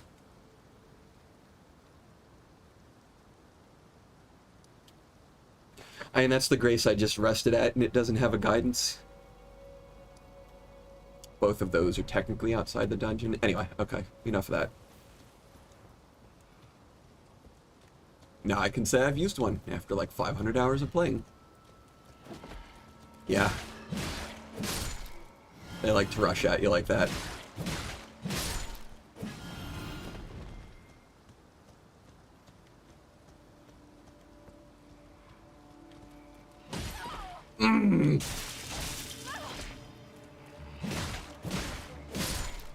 Jerk. Oh, I was thinking I really should have something here.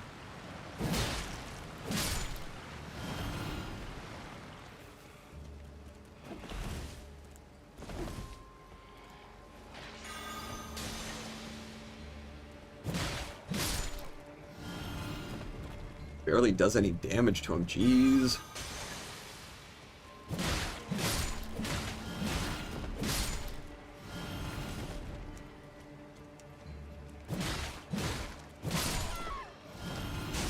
No, come on.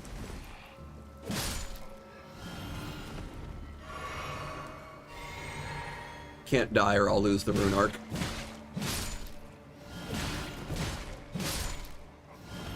I hate those guys.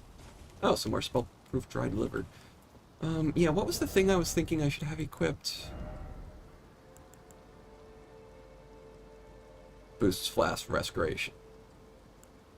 It's the medallions that give boosts to stats directly.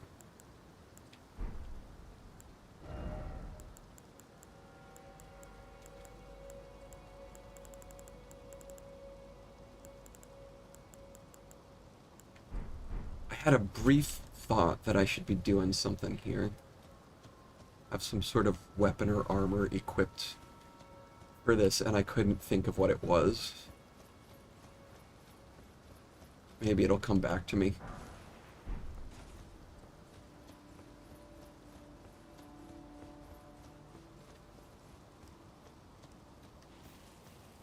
Oh yeah, it was the incantation Litany of Death.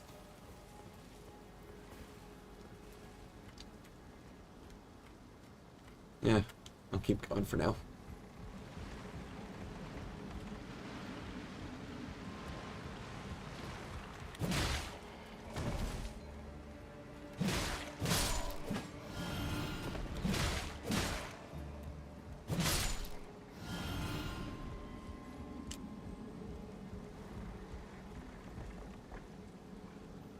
Oh, okay. Yeah, I remember why I don't like this now. This is another area where if you stop and look around a lot, you'll find the secrets. I'm trying my best not to whip the camera around all the time. But yeah, let's come over here. And there's... How do we get down there?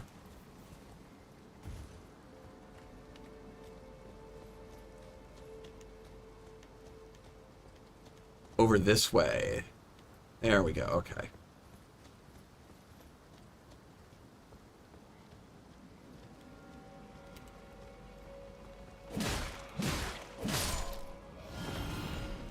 I was really concerned my weapon was going to hit the wall.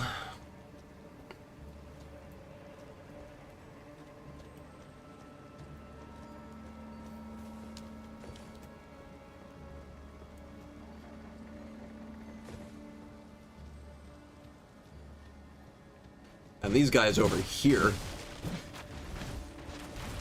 make a huge nuisance of themselves as snipers. You don't take them out beforehand.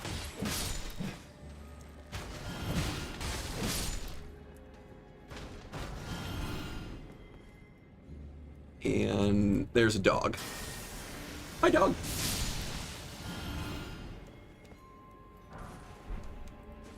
And the marionette soldier ashes.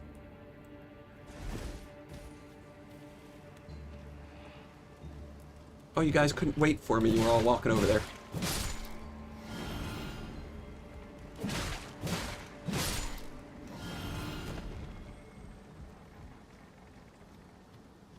What's this? Ooh, more silver pickled valve. Nice, I like that. I like that a lot.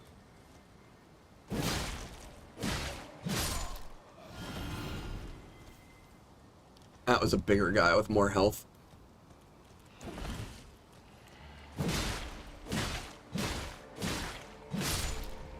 As was that guy.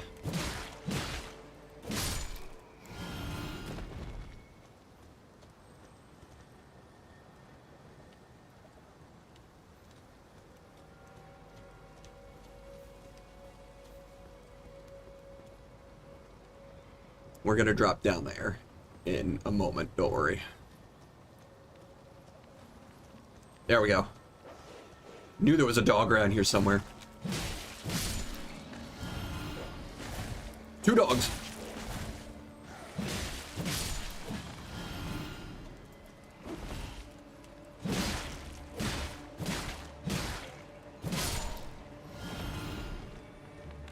Three dogs.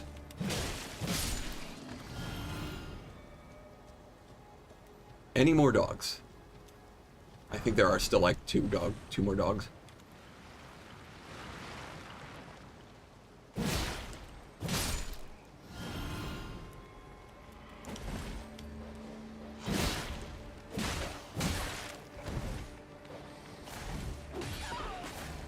Oh, come on!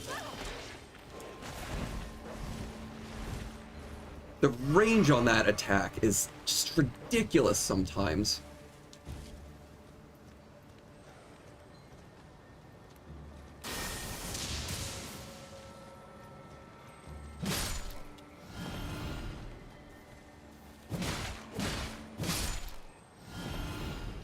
Where'd that dog go?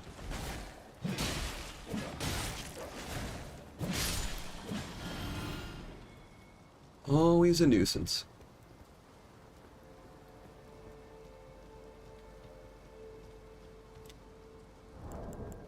Alright, we can at least put the lantern on.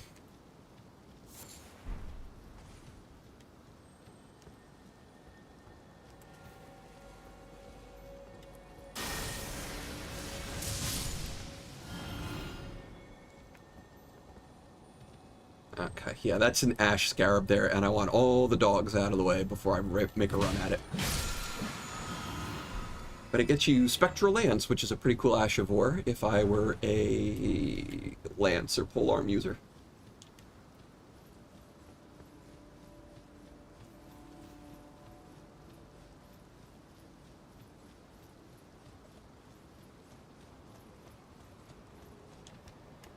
So now let's come over here and drop off the ledge here.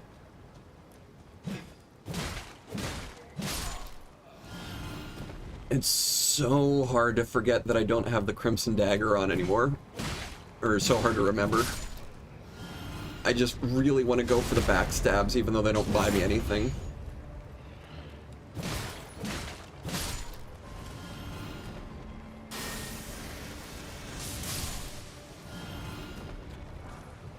And that gets us our Carrion Knight armor set, which is pretty darn cool if you're going for a Magic Knight build, which is another build I still haven't done, actually.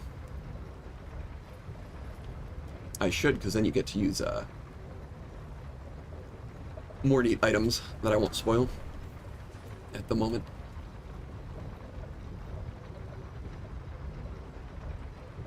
Oh, we need to talk to somebody else, too, that I forgot. We won't do that now, though.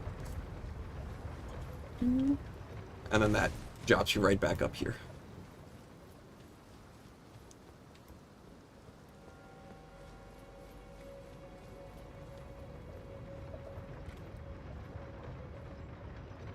Man, Raya Lucaria really is a great dungeon.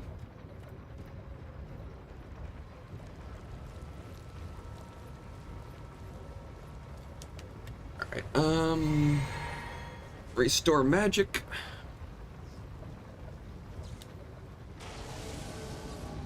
And it's one of these guys.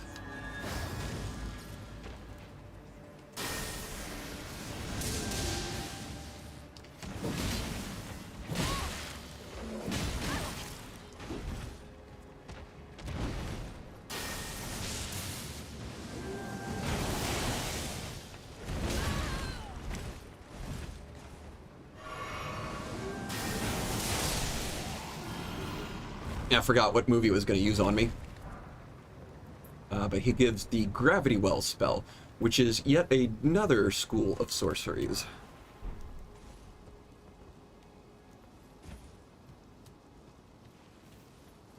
Gravity sorceries are purple. But for now, let's come and jump on this water wheel here.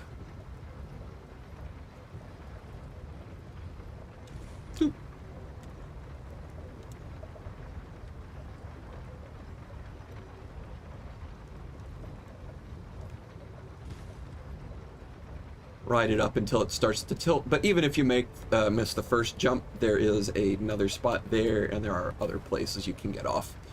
So don't worry about it too much.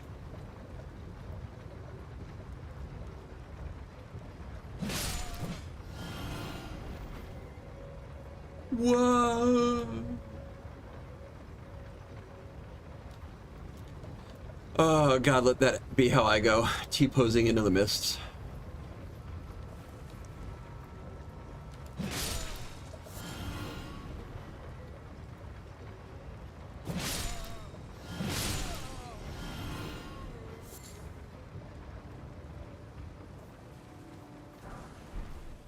Crystal darts.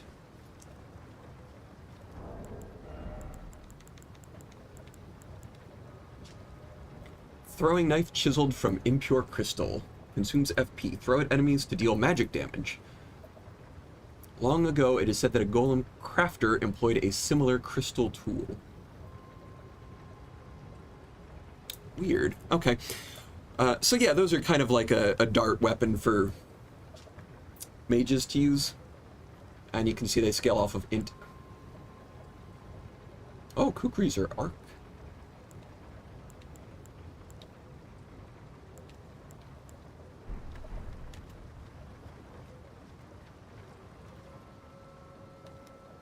So look at that item over there.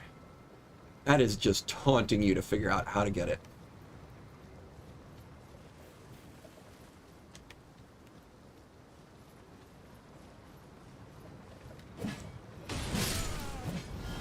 Stupid torch guys.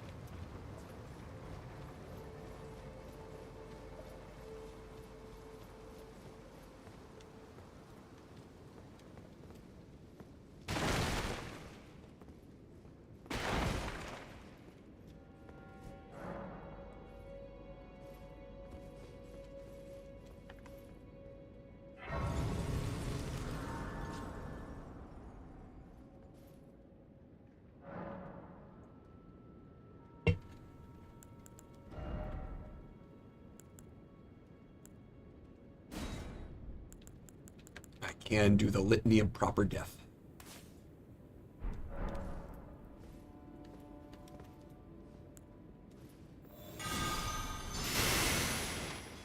Oh. Okay, now what does that do on somebody?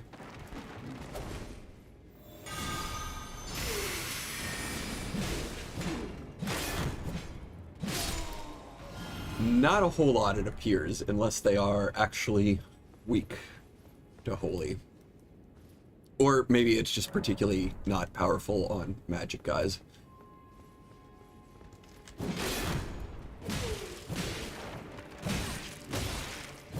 I thought you were dead. Okay.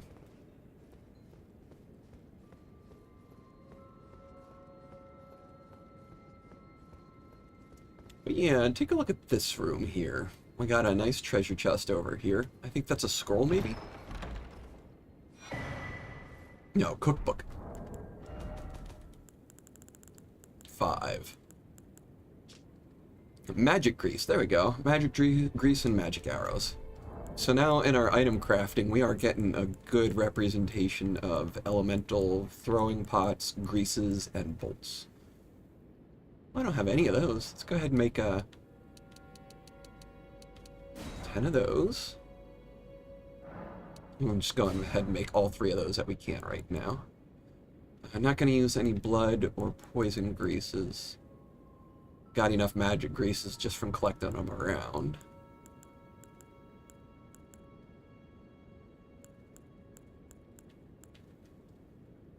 Alright, yeah. Ah, that was the scroll. Conspectus scroll.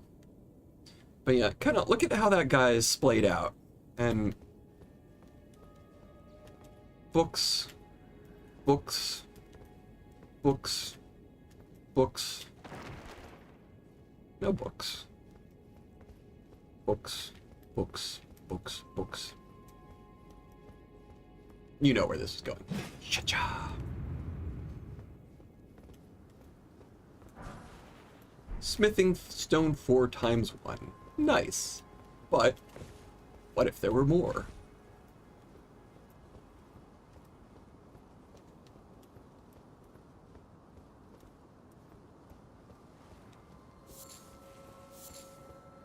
Get these lilies here.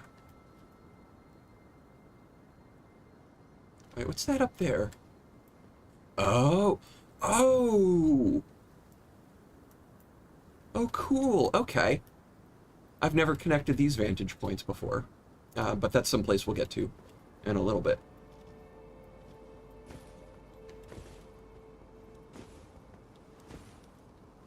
And this is so mean.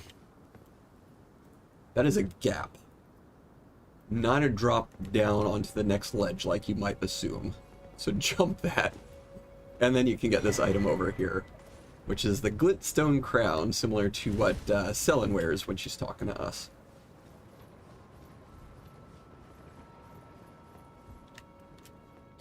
Alright, well, let's heal up here. Again. I don't want that guy to...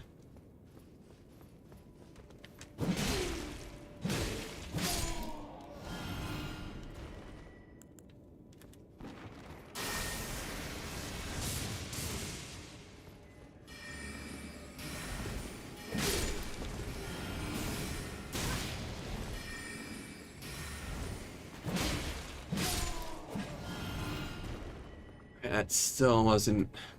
I don't think they're... Well, that was lightning, not fully. Oh my god. Okay. This room sucks. This room sucks so much.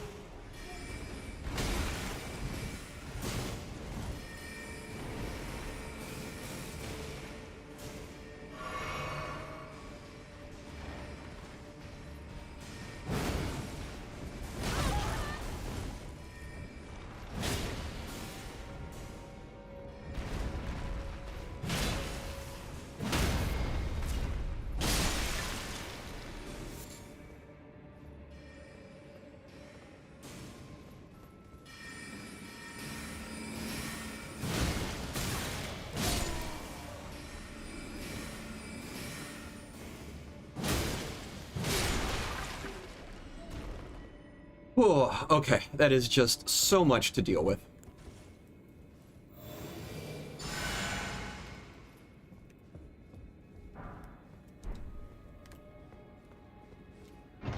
And like, yeah, all of those mages will just start casting spells at you. Oh, there's another ritual pipe. Nice. We're up to 2.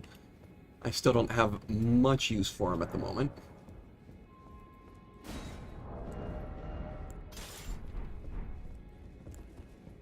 Let's keep the shield on for the moment.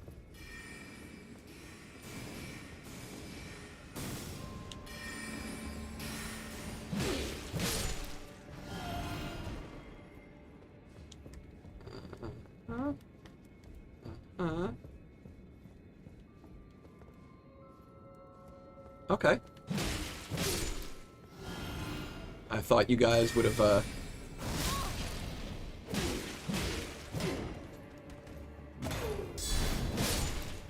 Thought you guys would have woken up, but I guess not. Alright, what are we dealing with here?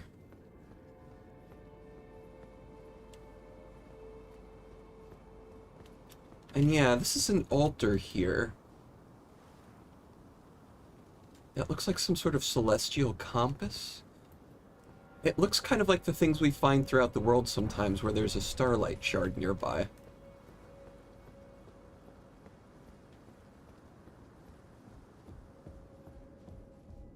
And look at all these crowns here. Creepy. The staff, and I think that's, yeah, that's Renala there.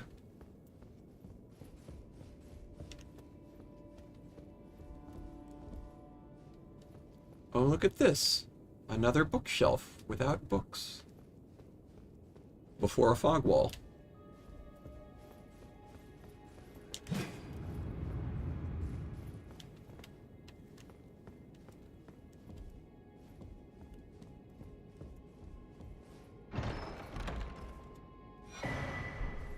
Comet. Oh yeah, if you're a magic caster, you're gonna want to use that. Comet is like the upgraded blast. It's the larger one. I do believe that was a staple when I did my magic run. Stone sword key.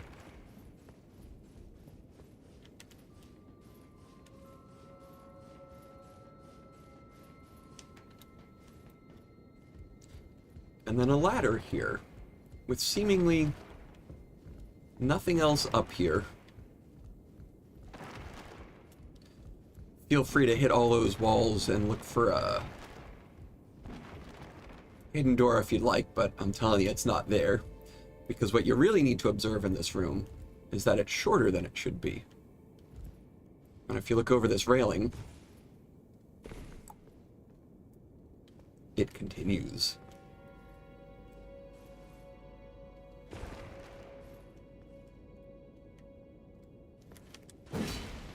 Oh.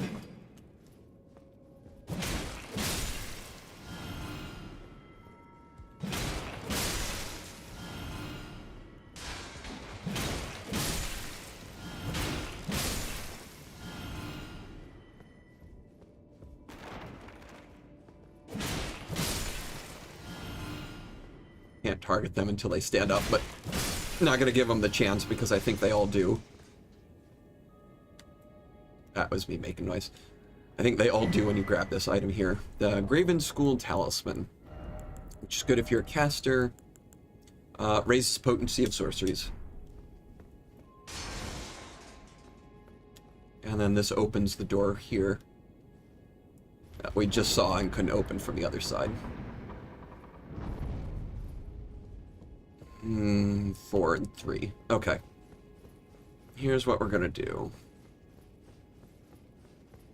We're gonna come back and we are gonna rest at the Grace.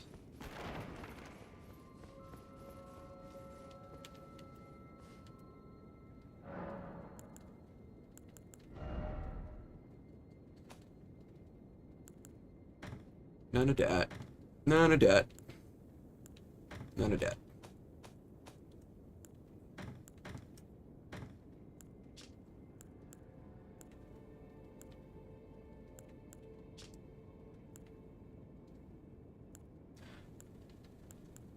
Oh, I was gonna say, I thought they were getting sorted into schools, and it looked like it, but these two don't really belong together. Whatever. Hello. Surprised you haven't made an appearance until now. Where have you been?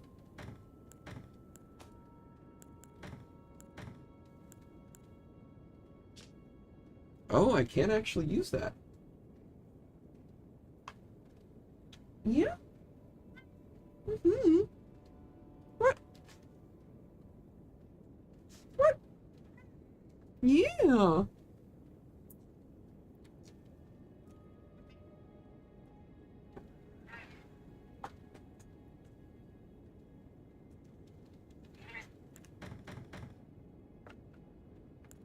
I will get rid of... yeah, whatever. Not gonna use that. 8142. I like the way it looks, but we're really not using that. Not using that at this point. Or that.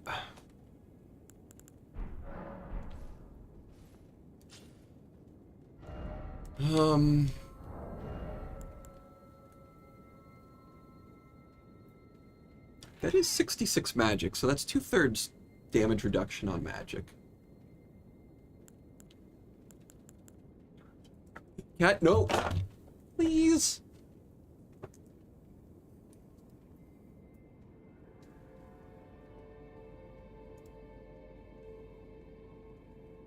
Okay, we still here? That is exactly what I thought was gonna happen. She jumped up on top of my tower and stepped on the power button. And thankfully the computer interpreted it with an unintrusive shutdown screen.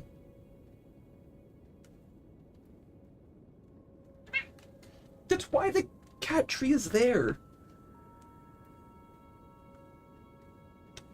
It's so you can stay out of the way.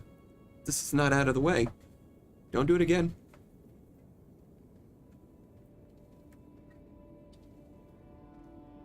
What? Yo.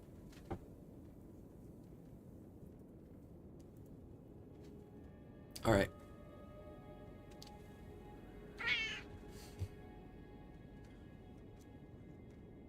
Kitten, I love you.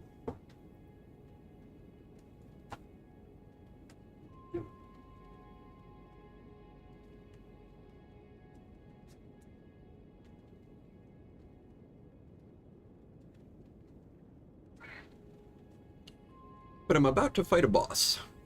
So this boss is going to be real quick. I'm going to stay with the quick axe here.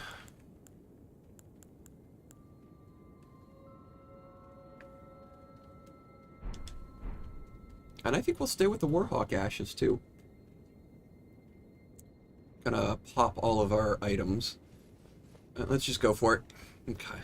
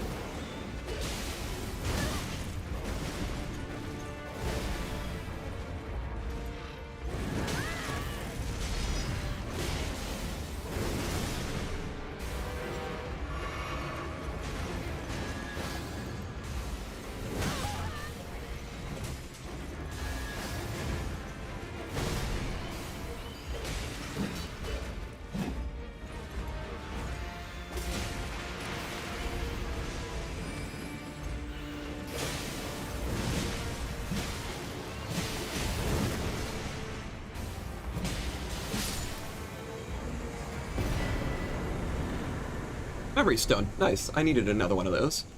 I really started to flub it there, but thankfully. The wolf did seem pretty weak to holy, or I just think that boss is a bit low on the HP, but very quick. Definitely want to keep the pressure up, or it'll put the pressure back on you.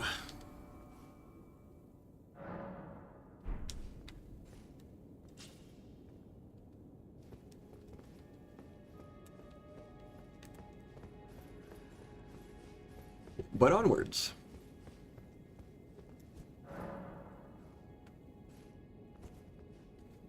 I think she's mad at me. So, this is a whole new area to run around and explore in.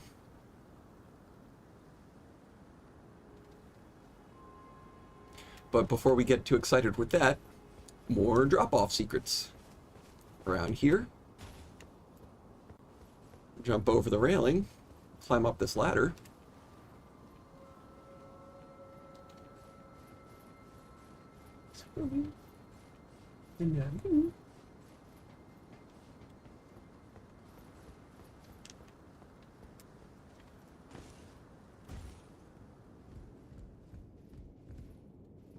Look at this big globe of the moon. Is it called a globe when it's the moon? Or does a globe imply Earth?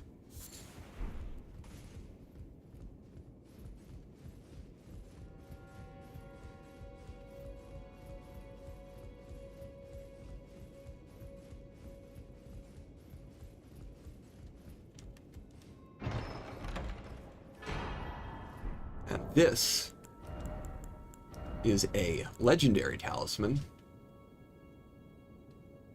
Shortens the casting time of sorceries and incantations.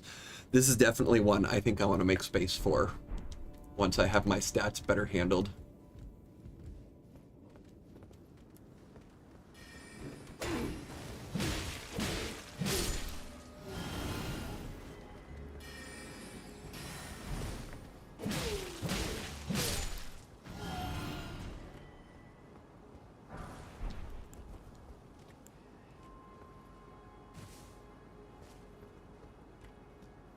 And then to get down from here...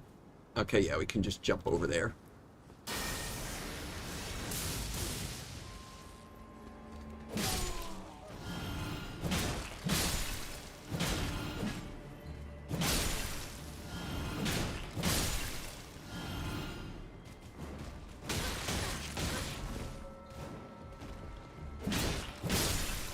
Oh, little guys are not to be underestimated once they pop off.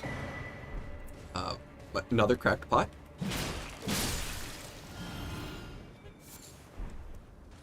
Living jar shard.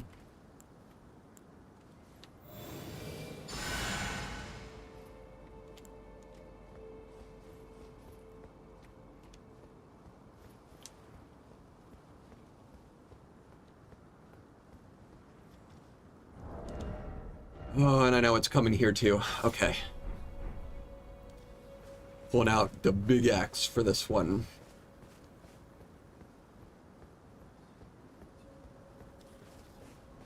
You might have seen it on loading screens before, but it's time for our first Iron Virgin.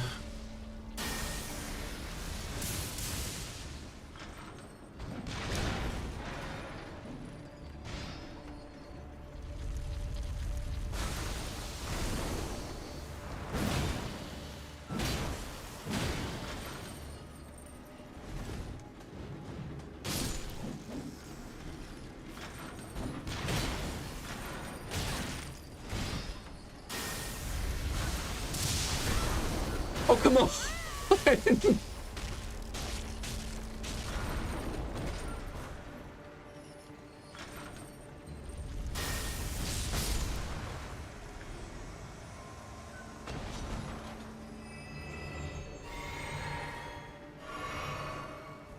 It's good to know my blue flasks will heal me almost completely.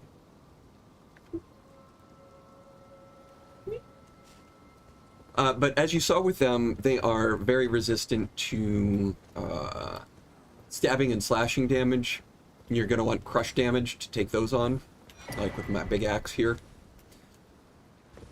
They also take extra damage if you can manage to hit them when they open up like that and do their grab attack, but it's always risky. You saw that lightning bolt I got right down the center, did over 1,000 damage. But then just failed to finish it off and I got pulled in by the grab attack.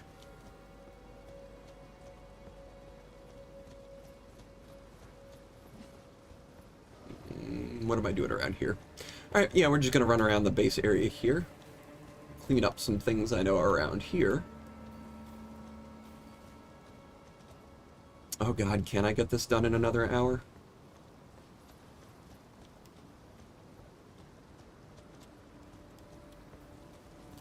And here's a little secret.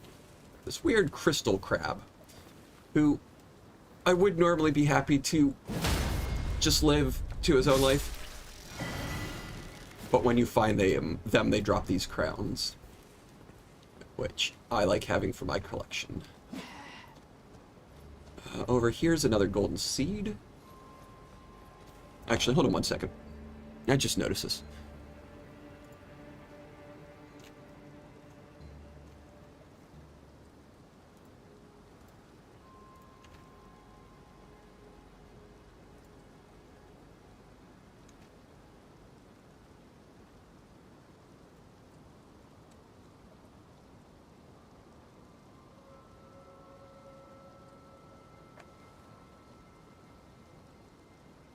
Game wasn't set on YouTube.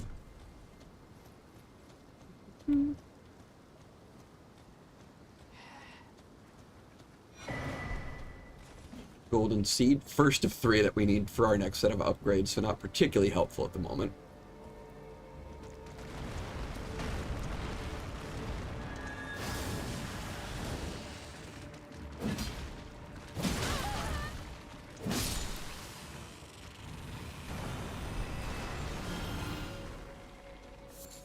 Man, that one took a lot of damage, too.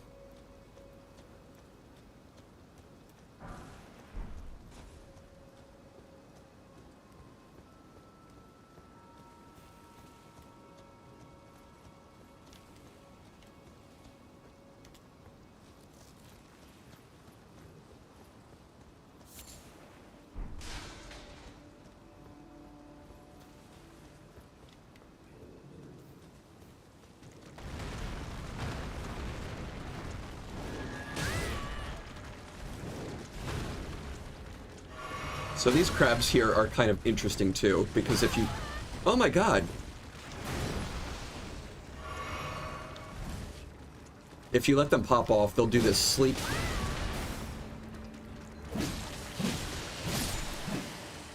There we go. But that spit it was about to do, it breathes sleep instead of its normal slowing.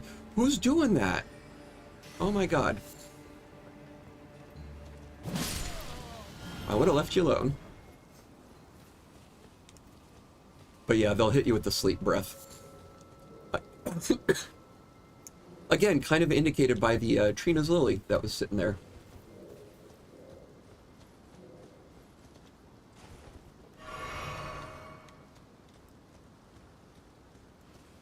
What else are we doing?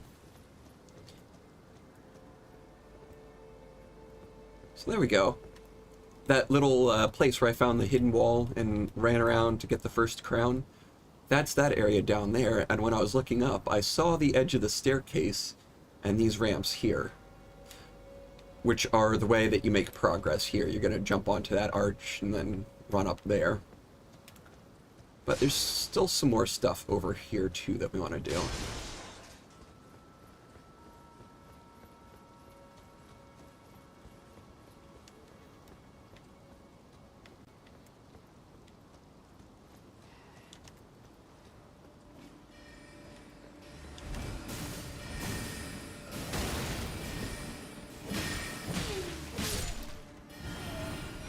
And that is a glintstone wet blade. Very important item for magic users. Doesn't really make much difference to me.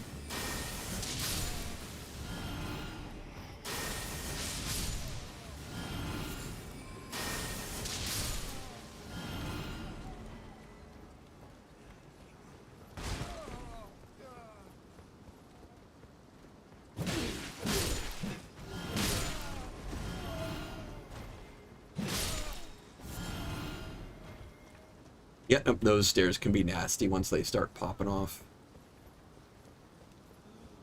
I was actually legit afraid of dying there.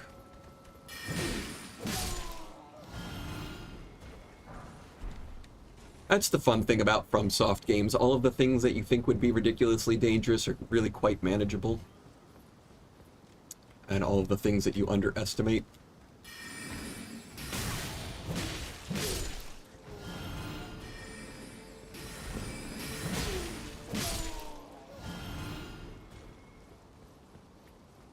But now we can open this door here. What are we at? 2 and 2? Let's make it work.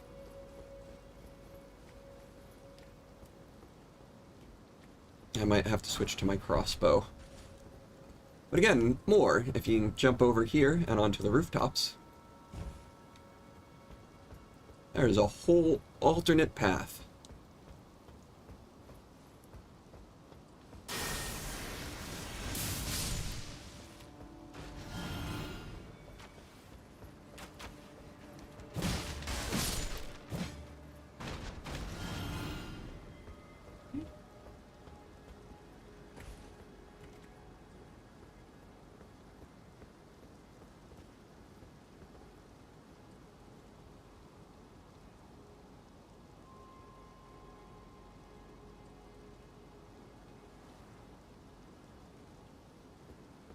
I will always go crazy for running around rooftops in settings like this.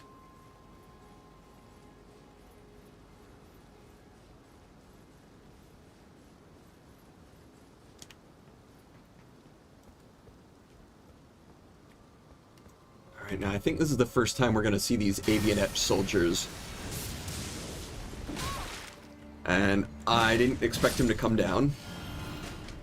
They are such little nuisances.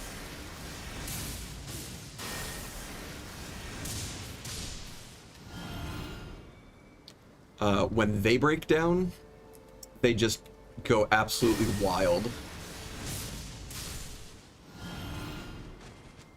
Yeah, I got him.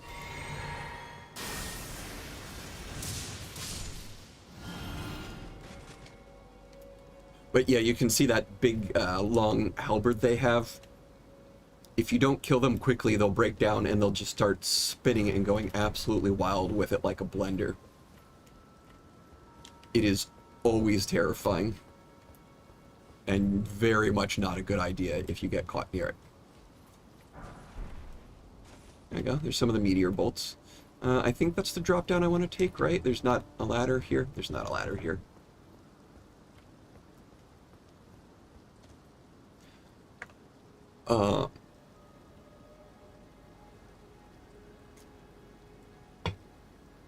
I won't be going through all of this right now, but I will put a little banner here to come back and do it later. There is a lot of roof jumping that is likely to get me killed. Again, you can see that item over there, and if you go through this entire dungeon, you're not likely to pick that item up. So it stays there telling you that there's probably an alternate route that you missed that will eventually get you over to it. And that alternate route is here. That is pretty much a max distance jump that I miss at least half of the time when I take it. But if you take a running jump across on this roof, you can land on that roof, and, yeah. Oh, yeah, you can see the enemies walking around over there. There's things to do in both directions. I can't remember. One of them gets you over into that tower there. And there's the full moon crossbow, which is a magic crossbow. And that one is a drop down into a tower for a glintstone mask. Glintstone crown. But we're just going to keep going this way for right now.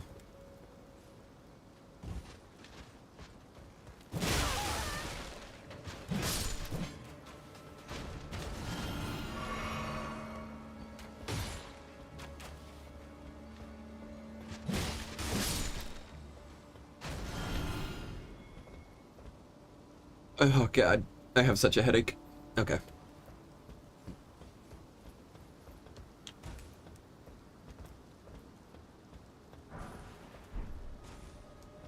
Golden Rune Forest, still worth it.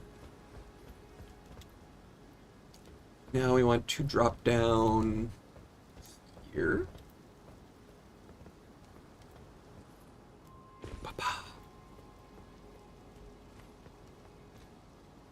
That is a ladder.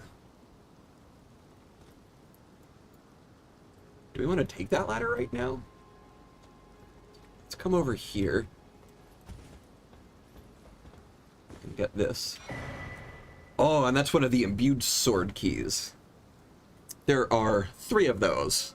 And this is the one I always forget about. I know where the other 2 are, right off the top of my head. We haven't gotten to where we need those yet. But trust me, that's exciting. Smithing stone 3, nice. Okay.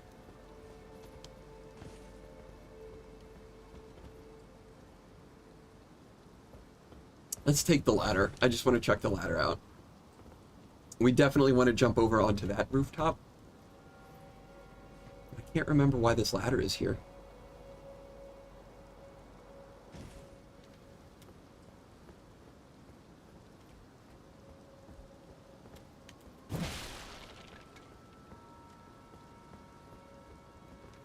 Oh, that's right. So that's where one of the alternate paths ends. You'll end up following the rooftop path that I didn't take this time and falling down here, and one of those glintstone crabs that gives you a crown is up on one of those higher levels. So you drop down into the bottom here, and then there's nowhere else to go, and you can take the ladder to get back over here. So if you're willing to make that jump, I say try attempting that jump. I'll go back and do it later. I don't have any other rune arcs right now, so I don't want to risk dying and losing that. Because it has been immensely helpful.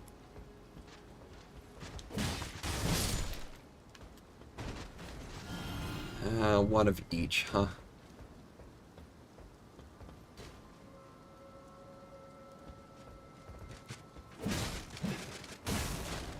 Oh god, he's gonna do it. Oh god, look at him go.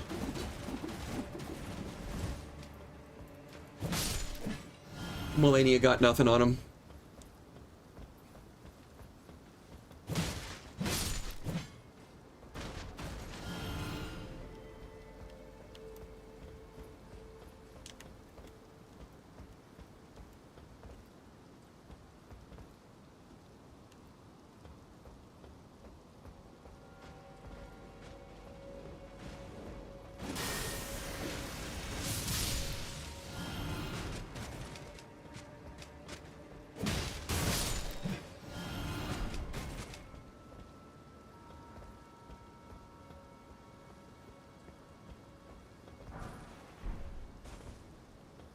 And back in the beginning when I said figuring out that secret room, that's where it was. That's the first illusory wall that led to the rune arc that I picked up there.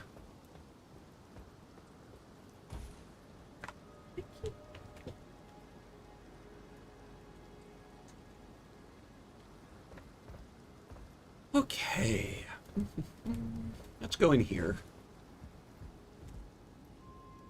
Again, anytime you do this in a game, I will love you for it. Cathedral of the Deep is still one of my favorite places in Dark Souls 3. I don't know if that's a hot take or not. Golden Rune 3. Okay. We're just going to have to drop down.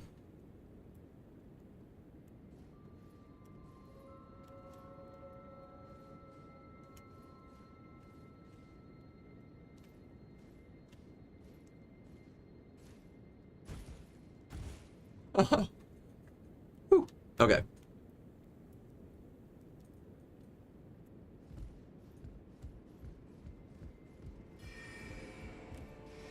Oh, somebody noticed me finally.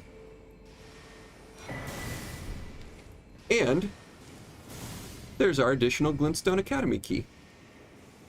For tops. Yay! Okay. Mm-hmm.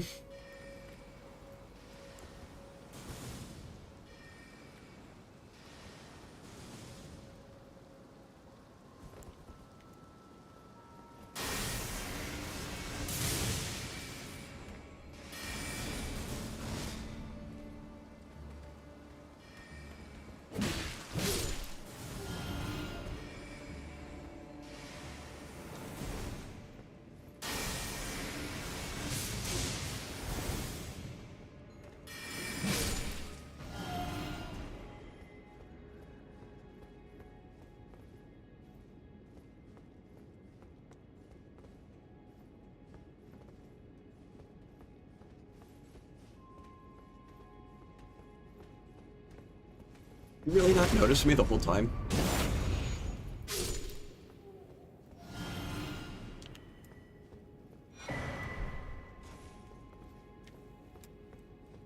Okay. And over here, we can kick a ladder down. And...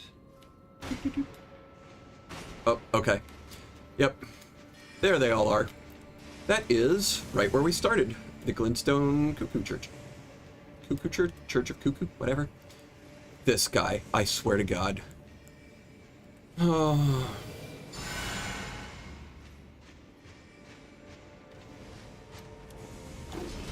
I didn't know you would actually climb a ladder.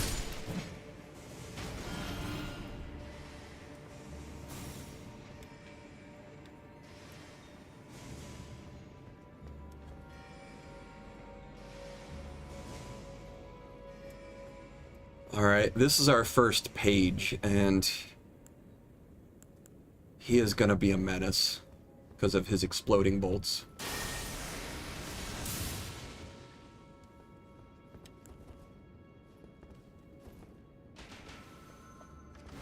Those.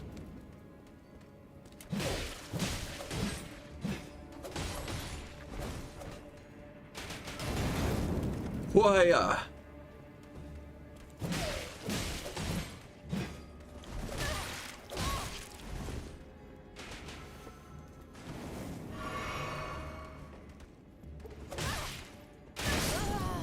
No! Oh, you bastard! That makes me so angry. You got to be so careful with him though, because he will just roll and hit you in the face with those 3 exploding bolts and instantly murder you. He will pop out those 3 exploding bolts at the blink of an eye and just wreck your day right into your face. Okay.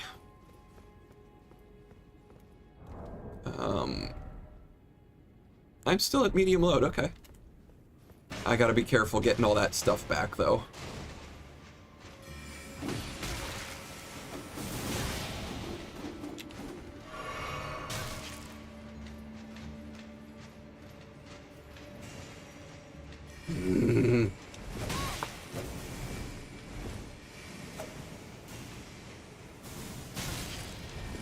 You know what? Actually, I hate this game.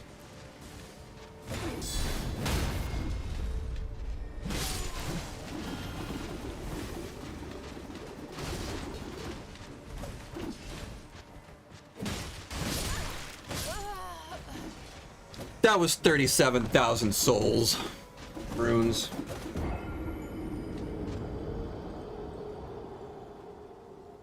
That really makes me want to quit right here. Oh, God. Alright. I think I am. I'm not mad. Don't put it in the papers that I'm mad. But it is also almost 7 o'clock my time. I've been going for 4.5 hours. And I think that's as good a place as any to kind of take a breather for the day, collect myself, and come back to it tomorrow. So, thanks for watching. And, catch you next time.